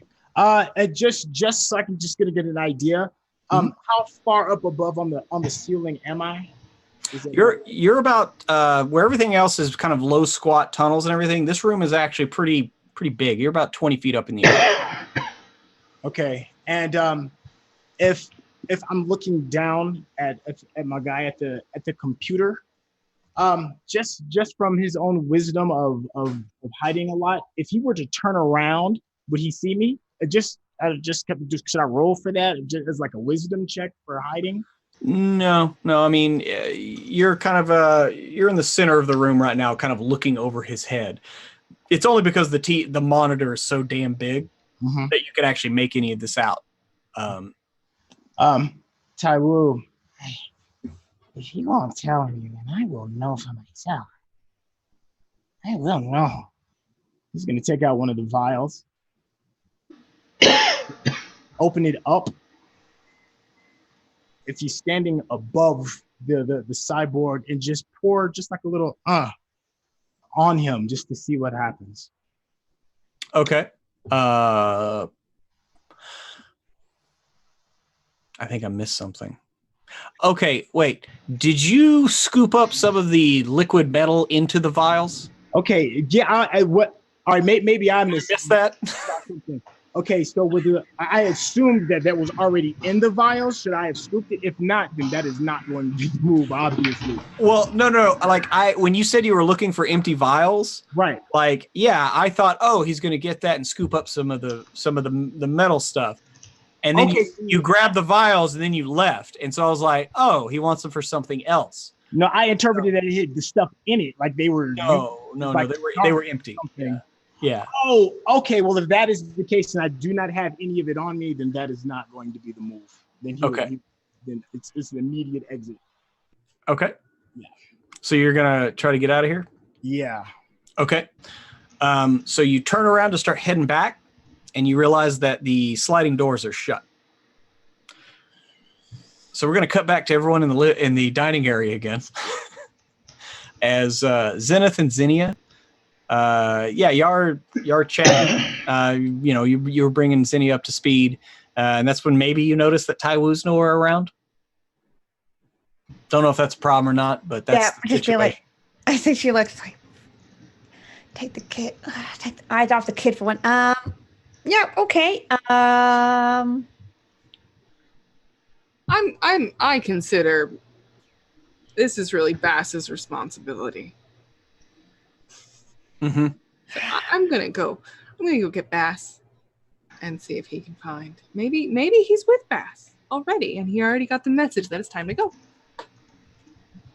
Okay, yeah, you start heading over to Bass, and you get over there, and Bass is no longer there. Is Bass no longer there? If Bass took Pretty for a ride, then you would start sinking almost immediately, Grant. I'm singing Defying Gravity, though. You're singing Gravity by Our Lady Peace. No, never mind. Ew. Um, That's even worse. Hey, I like that band. I'm gonna ask you to take that back, please. Sorry. I don't care. I have a glider. It's one of these things. All right, I'm going to be honest. So, just asking, while they're coming back, was there any sort of intrusion that sort of happened with Bass while he was just hanging there? If not, he's just there when they get back. If anything dramatic or unique happened to spice up the situation, I'm hanging around with the pet. I will say this, Grant, you would notice off in the distance, you would notice a very large. Only thing you could it's a moth, but it is enormous. It is probably got at least a 15-foot wingspan. And as it approaches the wall, as you're just kind of sitting there, like I said, this is kind of off in the distance. And the only reason you can see this is because its wings are kind of giving off like a phosphorescent glow. And even as it flaps them, you can see like a drizzle of a phosphorescent like dust that kind of just lights the way as it flits through the air. But it lands on the wall, and then you see it immediately begin to struggle, as if it's ensnared in something and it's trying to like fight. But yeah, I would say, because I did roll like a random encounter, and that's what I got. All right, so here's what I'll do. Okay. I'll pass an I got a bubble in my throat. I'm going to pass an XP to Zinnia, and I'm going to try to schlep my way out there and climb very carefully and dislodge it. Okay. I'm very skilled at these sort of things. Oh, yeah. So you want to climb and not glide. It's because it is a little bit of a ways away. It's going to take you a few minutes to climb over there, whereas gliding... I'll fly over there and land. I have equipment to harness myself to walls, so it's going to be one of these things. Yeah, well, I'm going to get over there, it's just going to acid breath, and I'm going to die. Okay. No, you get over there, and you've got gear and stuff, so it's a pretty routine, latching onto the wall.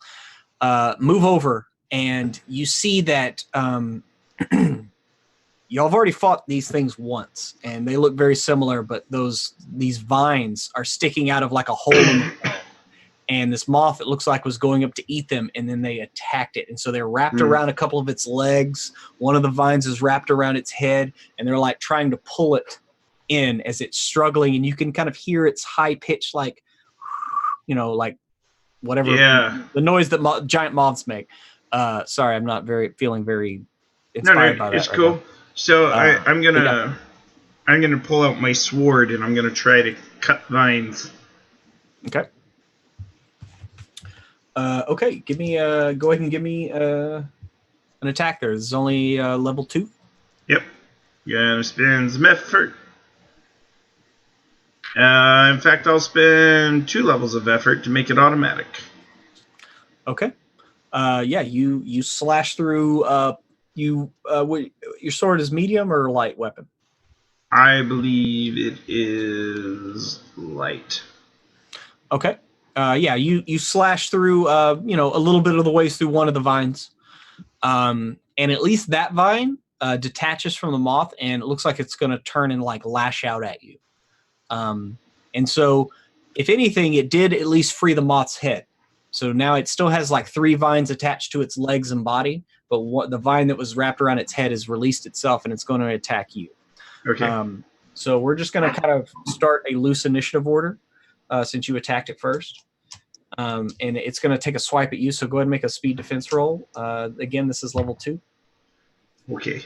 So I am trained in speed defense. I am not going to spend any effort. And I rolled a natural 20. You rolled a natural 20. I get a major effect. You get a major effect on this vine. So this is what happens. Worthless nat 20.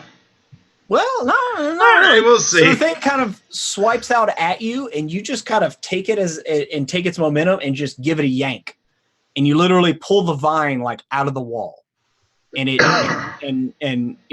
unless you want to hang on to it, I was going to say you just let it go, and it tumbles and falls and is given to the fall.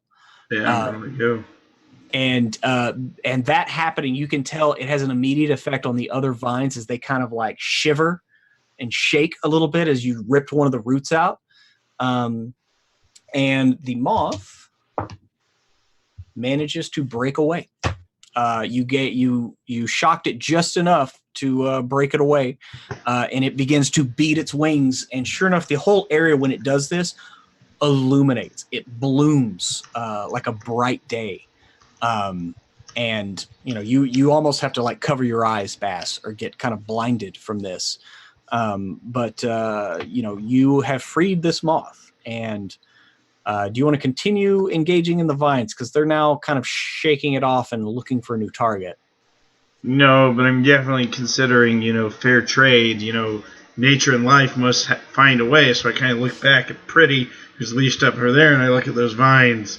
I make the decision that Pretty will live another day. So I've robbed death of one. Death is owed a life.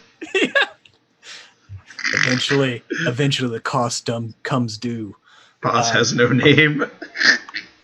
Okay. But yeah, you let's see here. Let me just roll a die right quick. Give me a number between 1 and 20, Grant. 7. Ooh, whew. Never mind. All right. So you managed to head back to Pretty, and the moth actually kind of flies by you a little bit, and lets out a little keen before dipping back and flying straight down. And you see it just kind of like swirl as it descends. I've played enough Metroid games that moth is going to save my life when Mother Brain tries to kill me. It doesn't hurt to make friends. And so back over in the domicile, we'll call it for now, Zinnia and Zenith, you were headed out to where Bass was to find Pretty all by himself until... moment later, you see a moth kind of fly by in the distance, and then Baz come up on his glider. I was keeping the moth away from our child. Oh, it's our child now. That's what's happening? Which child is that? The pretty one. You mean the one, the floating death trap you let your actual child who's supposed to be taking care of? Building out honesty is such a lonely word. Everyone is Fast. Yeah. Oh, you're gonna see that smile. It's gonna be really creepy and uncomfortable. He's gonna say, "It's time to go." You should run for public office with a face like that. But we need to find Taiwu. Where did Taiwu go? I don't know. That's why I'm coming out here to talk to you. This kind of explains a lot about your parenting style. He's not my kid. No, but I saved some of those too. Remember that promise you made? God, there's like there is a boss. I didn't remember, but you reminded me after the game, and I felt horrible for like 2 days. Oh, no. IRL, in-game, boss doesn't care. He's an old man, a doddering fool. So there's like, as soon as you're talking, it's kind of like one of those things like when Homer Simpson ran away to go get donuts, there's like this ghost of like boss that was still there. He is hunting for Taiwu as quickly as possible. Sword drawn if needed. Is Timmit still at the ship? Did he just stay there? Or? He's a killer death robot. Timmit did not want to go inside there. Okay.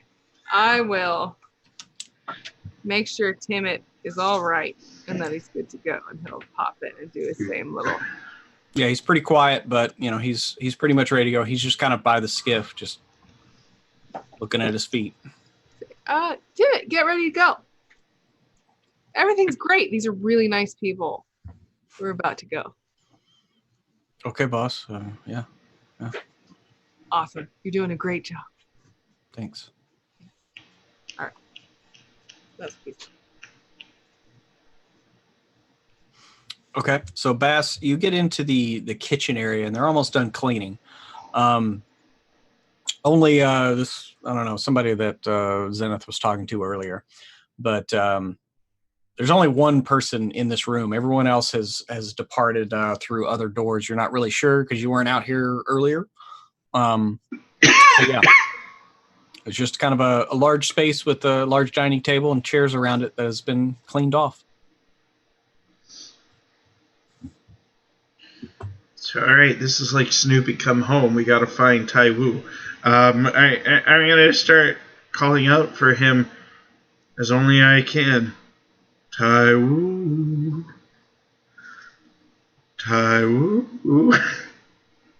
And the lone remaining disciple in here, he kind of turns around and looks. He's like,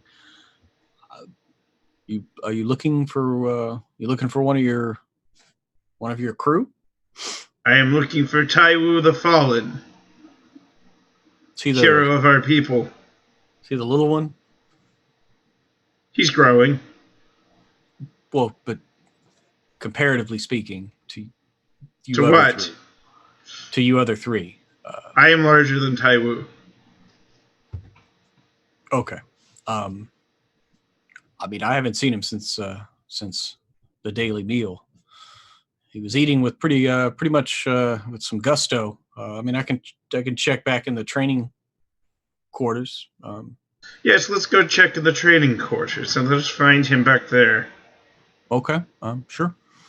And he kind of opens a door at the right end of the room, and immediately you're kind of assailed with with like humidity and like sweat musk. and musk. Yeah. And like as you go in here, you can tell like along one wall there's like mushrooms growing out of the wall. Like, oh my gosh! And oh my gosh! On the floor here, it's mostly the same kind of like constructed. Like you're not sure if you're in a ship or something akin to it. But it kind of gives way to a completely different style of metal and build. But that's the rest of the training floor, and it's kind of uneven. But right now, people are currently doing various types of literally like working out. Like some are working on throws. Some are just running up and down the steep part of the hill here where it descends down close to the waterfall that trickles down the wall in the back. And this is where you can see when you look over the hill at the back of the room, it descends down into a small pond. And you see some people out there like swimming. Looks like some person's catching something that's floating around in the water. Looks like there's some kind of life in there. But everybody here, all like 14, 15 of them are doing some version of like either working out or some are picking mushrooms off the walls. Takes me back to my acrobat days. But yeah, but you look around all through here, and he's looking around and he's like, I mean, there's not really much place to hide in here unless he's in the water. But and he kind of asks around, "You see the little kid?" And pretty much everybody in here is like, "No, I haven't seen him." Did you check the quarters? Tai Wu, I'm calling out. I mean, I can go ask our leader. He doesn't like to be disturbed, but yes, go disturb your leader and ask him where Tai Wu is. I will check the quarters. Okay. Yeah. Sure. Just follow me here. And he kind of he walks back into the kitchen area, and it looks like he's heading to the door opposite the table. And he points you to the door off to the side, one of the other doors off to the side. He's like, I mean, those are the quarters. Through the main area, is where we all sleep, and in the back is kind of our laboratory where we, cleanse ourselves. But I'll go talk to the the boss. First he was a leader, now he's a boss. Ugh, I thought I was boss. All right, so I'm gonna kind of like open the door as if I'm going in, then kind of peek out. Is he going to go find the leader? Yeah, he's heading over and he walks through the door and is heading down a long tunnel. Doors in the kitchen kind of shut. And I'm going into the quarters. Taiwo! You don't really hear anything. Here it looks like there's various sets of bunk beds made of some version of metal. Very slight. Are all the beds made? All the beds are perfectly made. I'm messing up one of them, then I'm getting out of there. Okay. One of the beds is messed up out of all of the immaculate folds. Yeah. Couldn't take it. And back in the leader's office, Taiwu, you're kind of sitting there when the doors. There's a chime at the door. You hear just a very soft, doo-loo-loo. And the leader, he kind of, and he hits a button on his keypad, and the screen goes blank. The lights and all the holograms kind of go out, except for a couple that are sparking and sputtering. And the room is plunged into, it's much darker now. It'll be much easier to kind of move around. But now this room looks much like the rest of this area where there's hardly any power. You can already feel like the air kind of cut off in here. And he walks over and, hits a button at the door, and the door is kind of open. And you hear, one say they're looking for their little kid. He got lost or something. I'm not sure. It's like, oh, well, I haven't seen him. And he turns back to the cyborg. You've seen him? He shakes his head no. Well, I mean, they're kind of worried about him. I'm not sure what to tell him. So I don't know. I mean, it's like, sure he didn't go out to his beast, his wretched rat thing. Maybe, I don't know. I should be walking in wretched rat creature. Because who somewhere's Gumsy.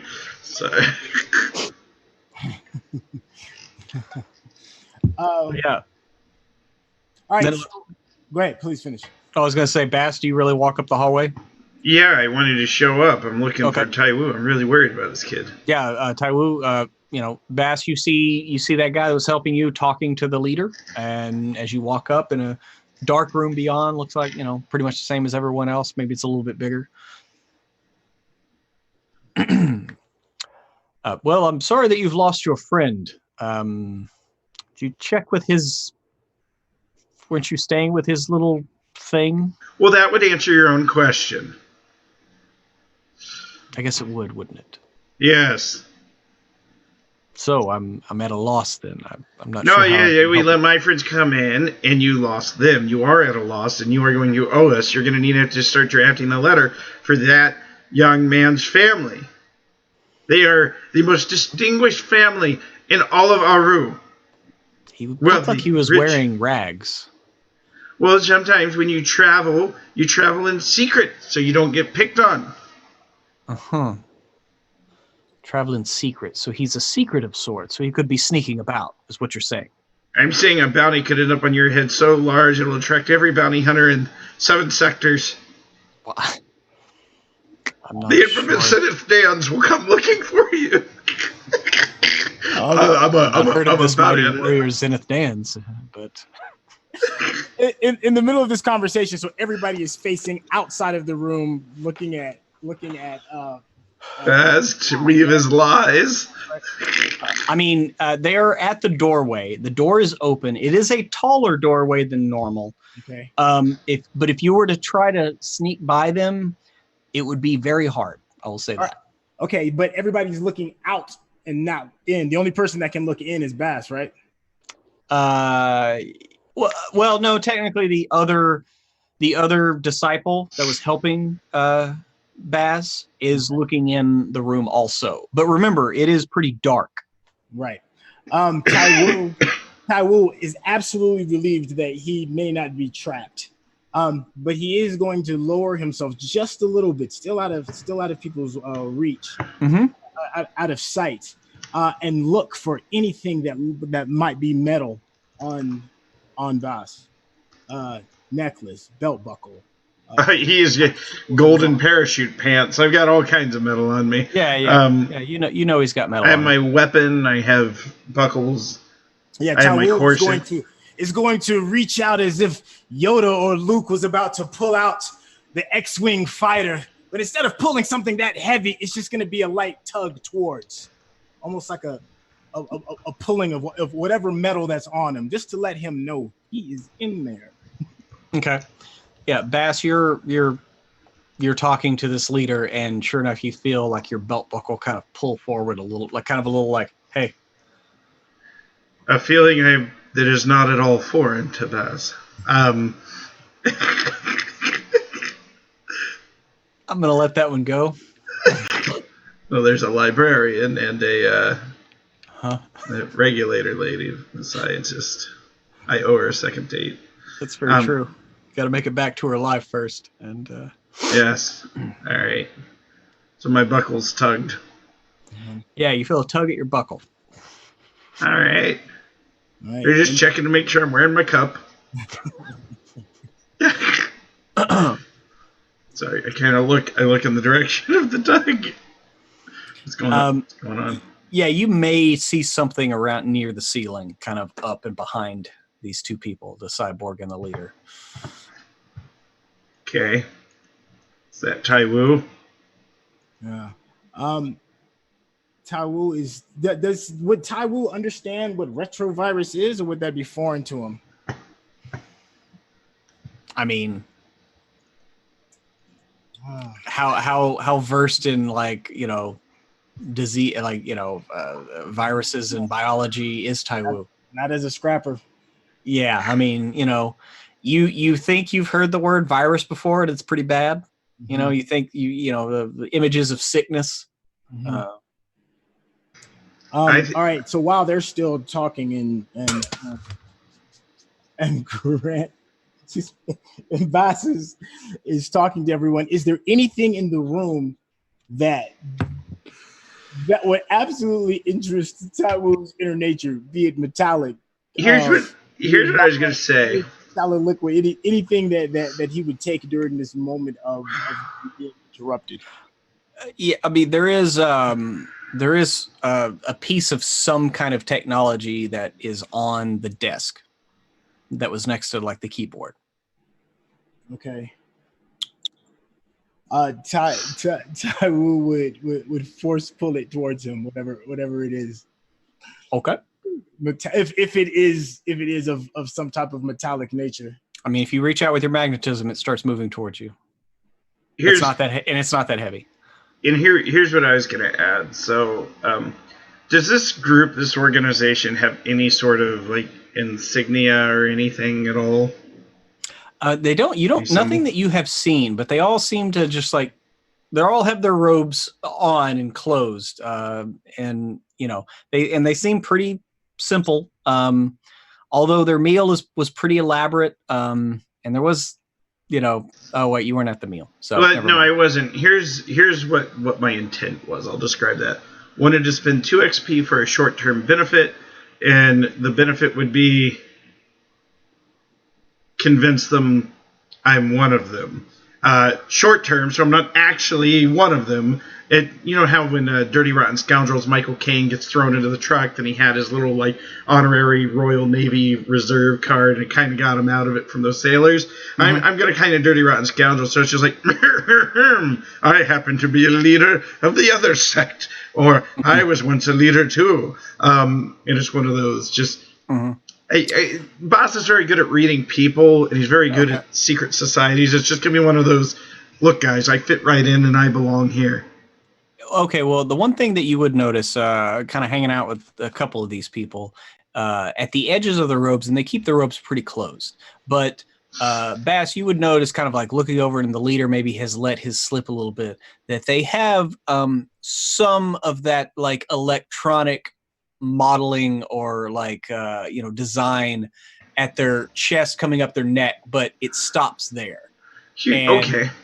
And you don't, like I said, you don't see any kind of like technology or anything. Yeah. But yeah, you do see that. So when I lingered in the room with our cyborg, could I spend the XP to have maybe snagged something that I can maybe use to kind of emulate that look, to be like, look, guys, I'm one of you. I don't know. I will say this. Fiction. Luckily, you were with Pretty, right? And Pretty was eating at the time, so he had some wires and stuff, and you still have some of that in your pocket. And my main goal of using this is I'm just trying to buy Taiwu a chance to get out and maybe catch him out of the corner of my eye, since I'm specialized in perception, and be like, all right, well, we'll be looking for him, and we'll see. I think you're honest folk. He's my responsibility to let them off the hook, let Taiwu off the hook, and get the heck out of there. I want to spend my XP to kind of make this happen. Okay, yeah, you're trying to convince them that you're part of the brotherhood, of another motherhood. Gotcha. All right. So yeah. Go ahead and give me a roll. Okay. The target number was beyond possible until you used your XP. Okay. We'll bring that into plausible. What's the level? But yeah, we're gonna start at level 6. Okay. To try to convince them and wrangle them. 2 levels of effort. Would my XP count as an asset? Or you've already added that in? Yes. No, I've already added it in. So that's what brought it down to that. Specialized double effort. I rolled a 13. It would be a task difficulty of 2, I believe, at that point, after double effort and specialized. Yeah, well, 6 to 2 is 6, yeah. Well, I'm specialized, so -2, and then I use double effort to -2 more. Mm-hmm. Yeah, and it was a level 6, so that's a level 2. And I rolled a 13. You got it. You kind of, you flash a little wire, you just flash a little wire at him, like, hey, I got the stuff too. And, you see his eyes kind of like, oh, I didn't realize that you had received the initial gift. I've received many gifts, and I will look for my responsibility. And he kind of puts his arm around you and starts bringing you into the room. And he's like, oh, that's all. You may leave now. And he kind of shoos the other guy away. And the cyborg kind of turns around and gets back to rest. The other guy kind of lingers for a minute, and he looks confused, but he starts to leave. And so Taiwu, there is an opportunity now to try to escape and get through that door before it shuts. And he absolutely takes it. Okay, so go ahead and give me a stealth roll just to make sure that you get out of there. Please roll a 1, just because it would be too good. After all of this. An 11? 11 is good. Yeah. No, it's, like I said, this guy, he's distracted. Cyborg's at rest because the leader's at rest. And the other guy, now I will say this, you kind of dip through the room and the door shuts. And that other guy kind of like turns around and looks at you. And he's like, oh, there you are. Come on, let's get out of here. And he weirdly he's like, come on.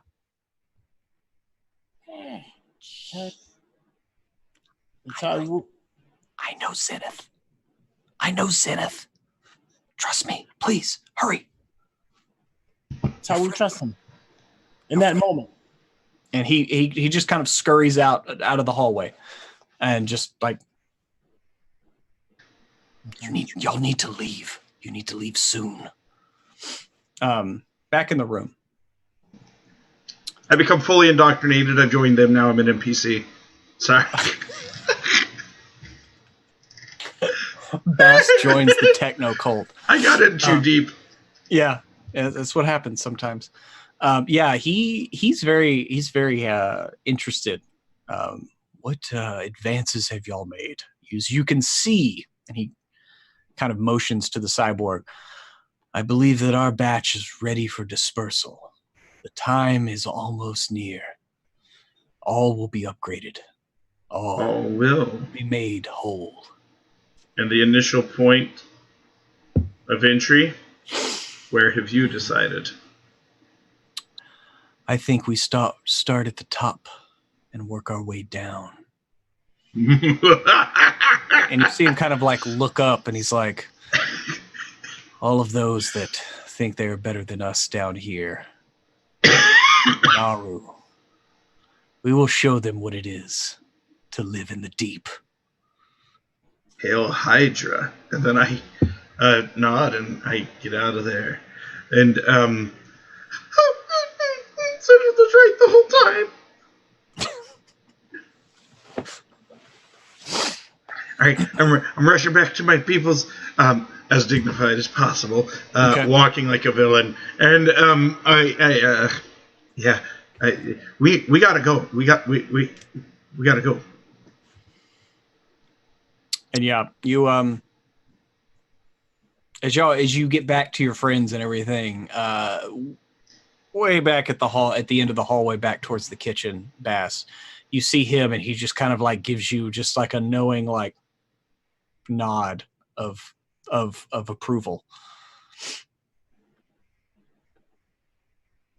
Aha! At least when they do attack, they'll think I'm one of them, and I'll be spared. So sorry. Who is it? It's like Han Solo in the Solo movie. I'm just gonna go from party to party. All right, I'm going back to my peoples. Mm-hmm. And yeah. Wait. And y'all have all rejoined. As Taiwu, you find Pretty out there, snacking down on some wires. Yeah, I still have whatever the cylinder device is, right? Mm-hmm. Yeah, Taiwu is going to hop on Pretty and away from everybody else, look and see whatever that cylinder device is. Okay.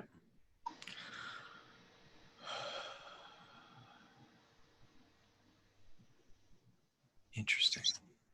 All right. Okay. I mean, you're not really sure what it is. You would need you need to do it during a rest to kind of okay. know what this piece of Numenera does without accidentally activating it. But yeah, it's just kind of looks like a small cylinder. It's got a button on one end. Looks like a little doorway on the other, or some kind of like, Okay.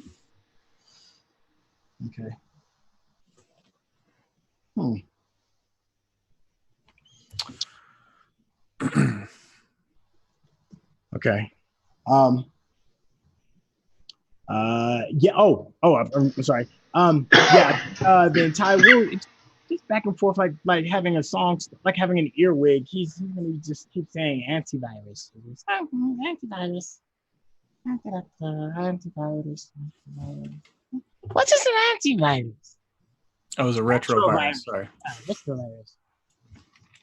What is a retrovirus?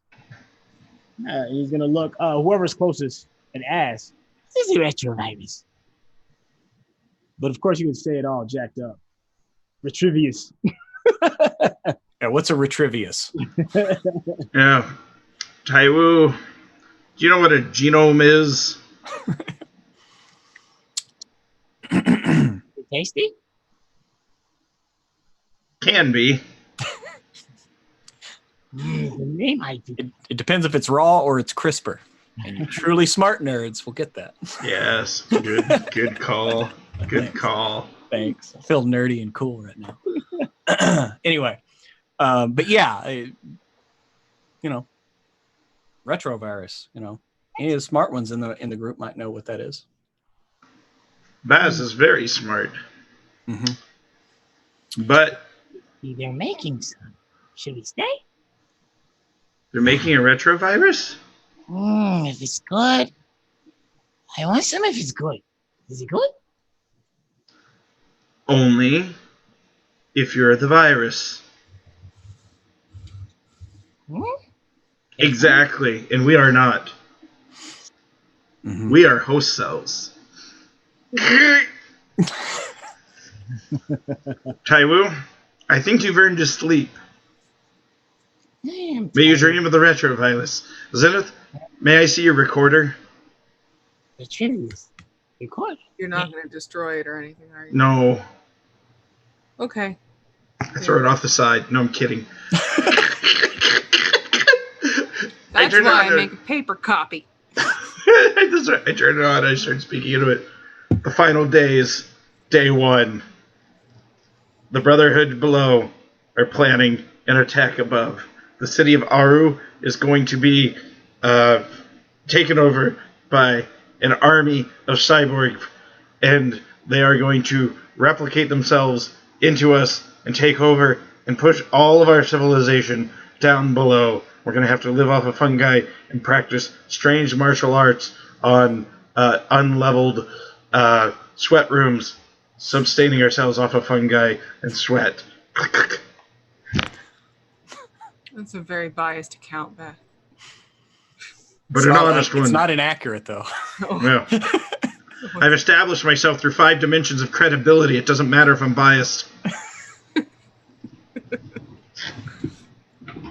And I hand you the recorder back.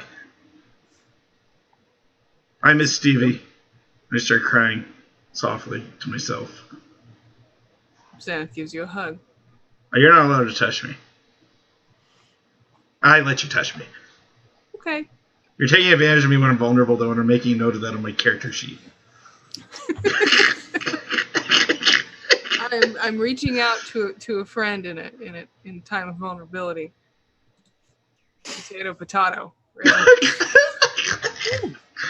I like how this sounds like the court statement. You know, you're speaking to the prosecutor, like, they're a friend in a moment of need. Yes. Let it be shown that the friend in the moment of need allowed the touch to occur. I was trying to be a good friend to a person who's clearly been lashing out to me because of their own insecurity. Yep. And the award for most passive aggression goes to. Yeah, so I think Denia, after like hearing all this, is just like, yeah, so we can go back up, right? Yes, you guys, Marv was there. Your friend, he found me. You met him? Yes, he saved me. We worked on the force together for 10 years.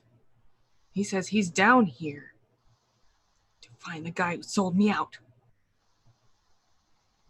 He says he's down here. Did Baz ever meet him? Do you know how many lies I had to tell down there? No, Baz was being helped by Marv. Like, he didn't say it, but he was being helped by Marv. Yeah. Like, he was on Baz, you would notice, like, that dude was helping you out a lot. Like, actually helping you. But yeah. I believe your companion, formerly known as Marv, was in fact assisting me in a very real way. Yeah. Yes. I was touched. He's one of the good ones. And he's never disbelieved me on anything that's important. Either. That's important. Got it. It's very important. He's dangerous. Retrivious. Dangerous. Retrivious. There's a dangerous Retrivious. Yes. Dangerous. It's going to copy itself into our gnomes. What are we going to do about these gnomes?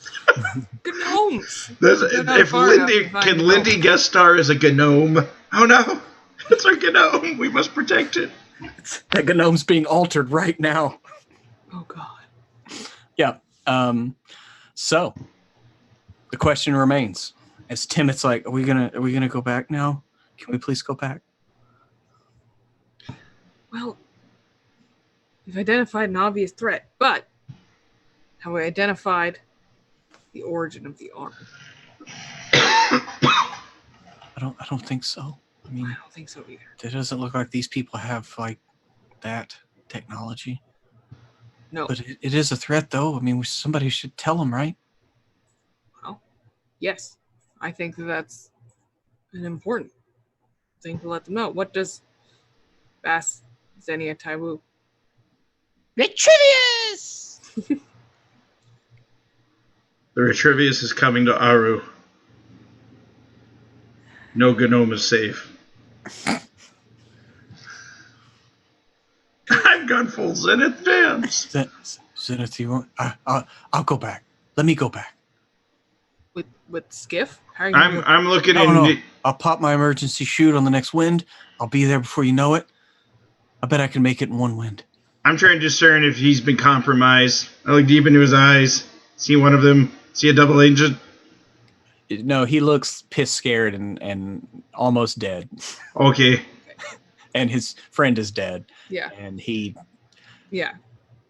doesn't look like he wants to be here at all. If you want to go, Timid, that's fine. But one thing, you tell anybody that Marv is down here, and I will kill you.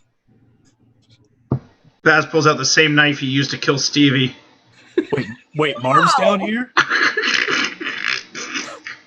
I just explained this right in front of you, Timid. I wasn't paying attention. Oh shit. Okay. Tell no one. Three may keep a secret. Two of them are dead. I promise I won't tell anybody. Put your knife away. Sorry, you've awakened something in Baz. Jesus Christ. Okay. Well, I promise I'll tell him, and I won't tell him that. Don't tell him that. Yes. You're serving Aru. I will. Yes. Yes, I will. Yes, sir. Tell my kids I'm okay. Okay. Which ones are your kids? I never really. Koba and Noble and Zen. Timid, I've never met them. You coach two of them soccer. They have round faces. Soccer. I don't know that sport. Whatever the sport is, Football. it's like soccer in this city. It's what they played a lot. But they're more like lacrosse kids. Mm-hmm. Totally like lacrosse kids. You're not rich enough for lacrosse kids. That's a rich kid sport. True. I mean, there is a sport. It's something. It's not quite like Quidditch. It's more along the lines of like air polo. So yeah, I mean, These kids play kick the can or wall ball, one or the other. Well, wall ball is a kid delicacy here. I mean, come on. Quality. Throwing something against the wall is a time-honored tradition here in Aru. It's all you have to do, really, as a kid. But yeah, he promises to deliver the message, but to keep what's secret. Tell your kids, and he'll have them ready. He'll make sure they're ready. Thank you. I'll tell Stevie's mom. You can let your superiors do that if you want. No, he's my friend. I'll tell him. Give him a shoulder squeeze. Mm-hmm. It's been an honor, sir.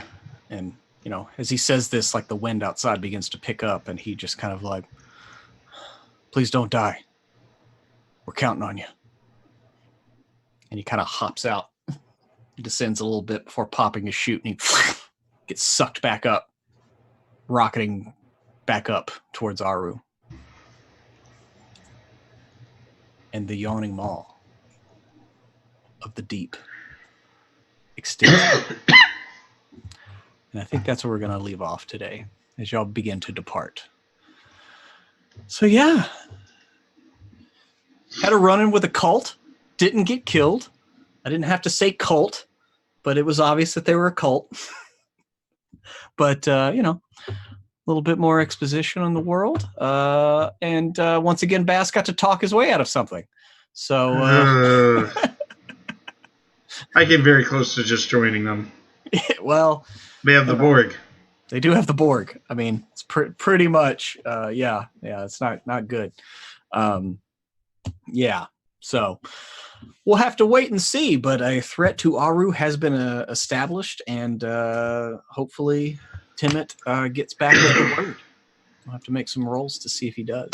But we'll pick up next week here and figure out where our intrepid party will head next for Breath of the Fall. But let's go around cast and crew, see everybody enjoy the day, and see where we can find you online. And then we'll get out of here. Starting with you, Trey. How's it going, man? Hey man, I'm just once again I was so happy to just be a part of it. I thought I was gonna get here a little too late, but we made it to take part of everything, man. So now I've got the word retrivious stuck in my head. I'm gonna have to like make a freestyle to it later on. Yeah, just a side note thing. Hey, another really good revealing episode of what could be going on. Let's see. We still got further to go, man. Hey, one quick question. Are we still lugging around that dead body, the one that got savagely eaten by the metallic wonders of, I don't know, the mercury stuff? No? Okay, I was just wondering if we were still lugging around a dead body or not. Okay. All right. Well, since we're not lugging around bodies, let me give the shout outs. You can reach me out on the Twitter sphere at Sintel and also on Instagram as well at Sintel. Take time to check out lightscameradiscover.org, where we teach the filmmaking process, storytelling, and just all out cinema goodness to kids who may not have those amazing opportunities. We can be reached at lightscameradiscover.org. Please check us out. Most definitely. Emma, up next. Oh, I was typing things. Oh no. I am happy we identified a threat and are taking action, and we're figuring things out, and it's all very exciting. And Bass is still mean to Zenith. It's the way things are meant to be, and that's a good thing. I'm so glad I met Marv. I'm glad his name is Marv. Pick that name because that's Daniel Stern's name in Home Alone.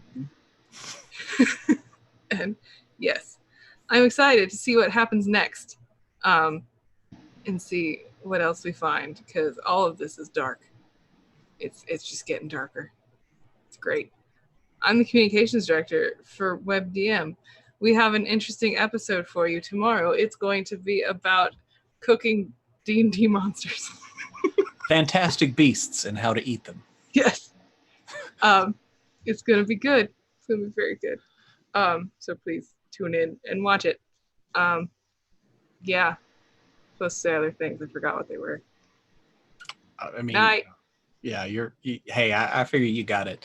But yes, I'm particularly some good intros we filmed on this one, and especially this one. It's a lot of fun. Travis actually gets to be on screen for once. So that's fun.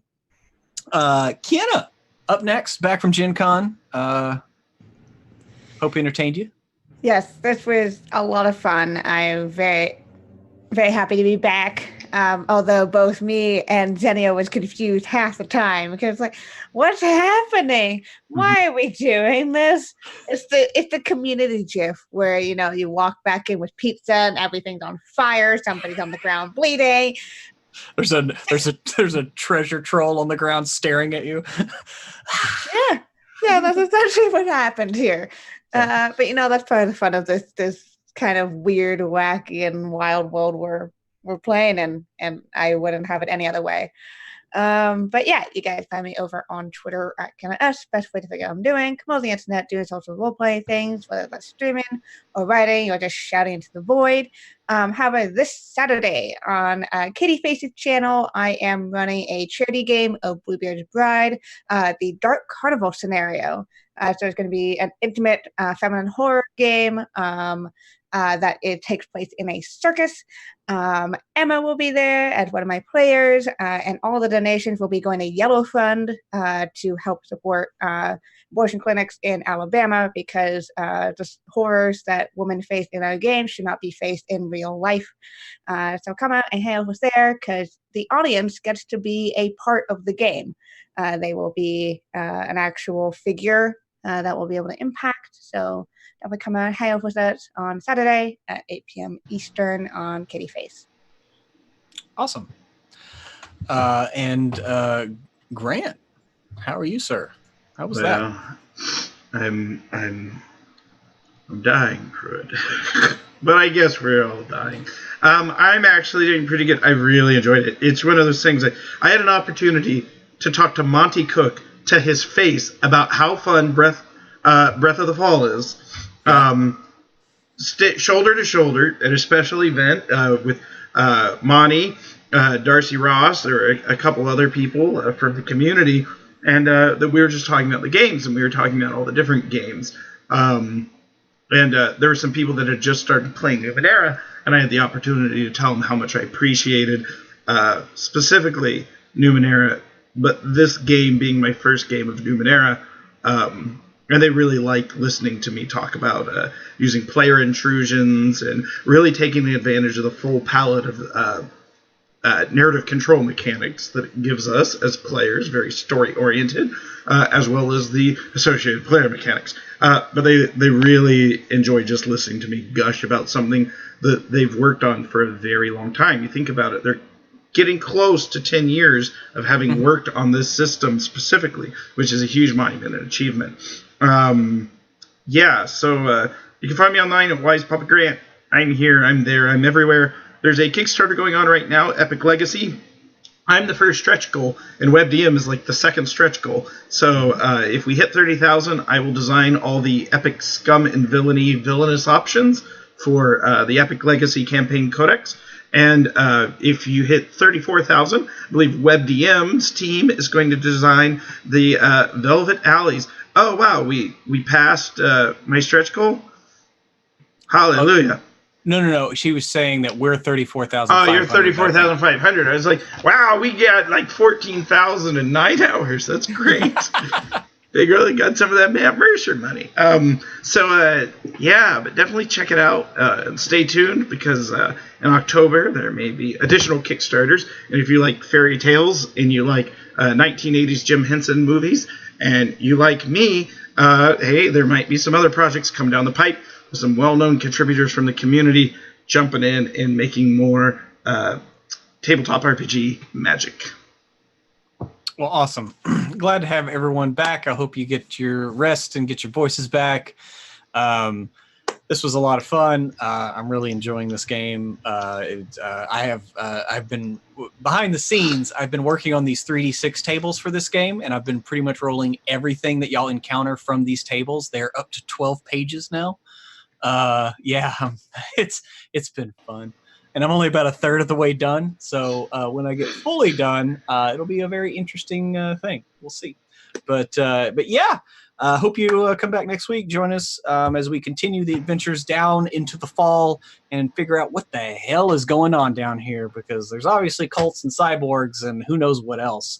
We'll find out together. Let's give one last shout out to our sponsor, Tabletop Loot. WebDM15 gets you 15% off there. So check them out and get you some dice at a discounted rate. And also, hey, D&D Beyond, they partnered with us, and we're so happy for that. So, it's a great resource for all your online needs for D&D. And I think, didn't they just bump up the limit on characters you can have? I think that just got bumped up, so that's pretty cool. Yeah. You still have, you're limited by the amount active, but you can at least make extra characters in the background. So that's a pretty cool feature. So that's going to be it for us this week. I hope you, in your gaming at home, you have a lot of it, and it's awesome. And as we always say, may the dice ever roll in your favor.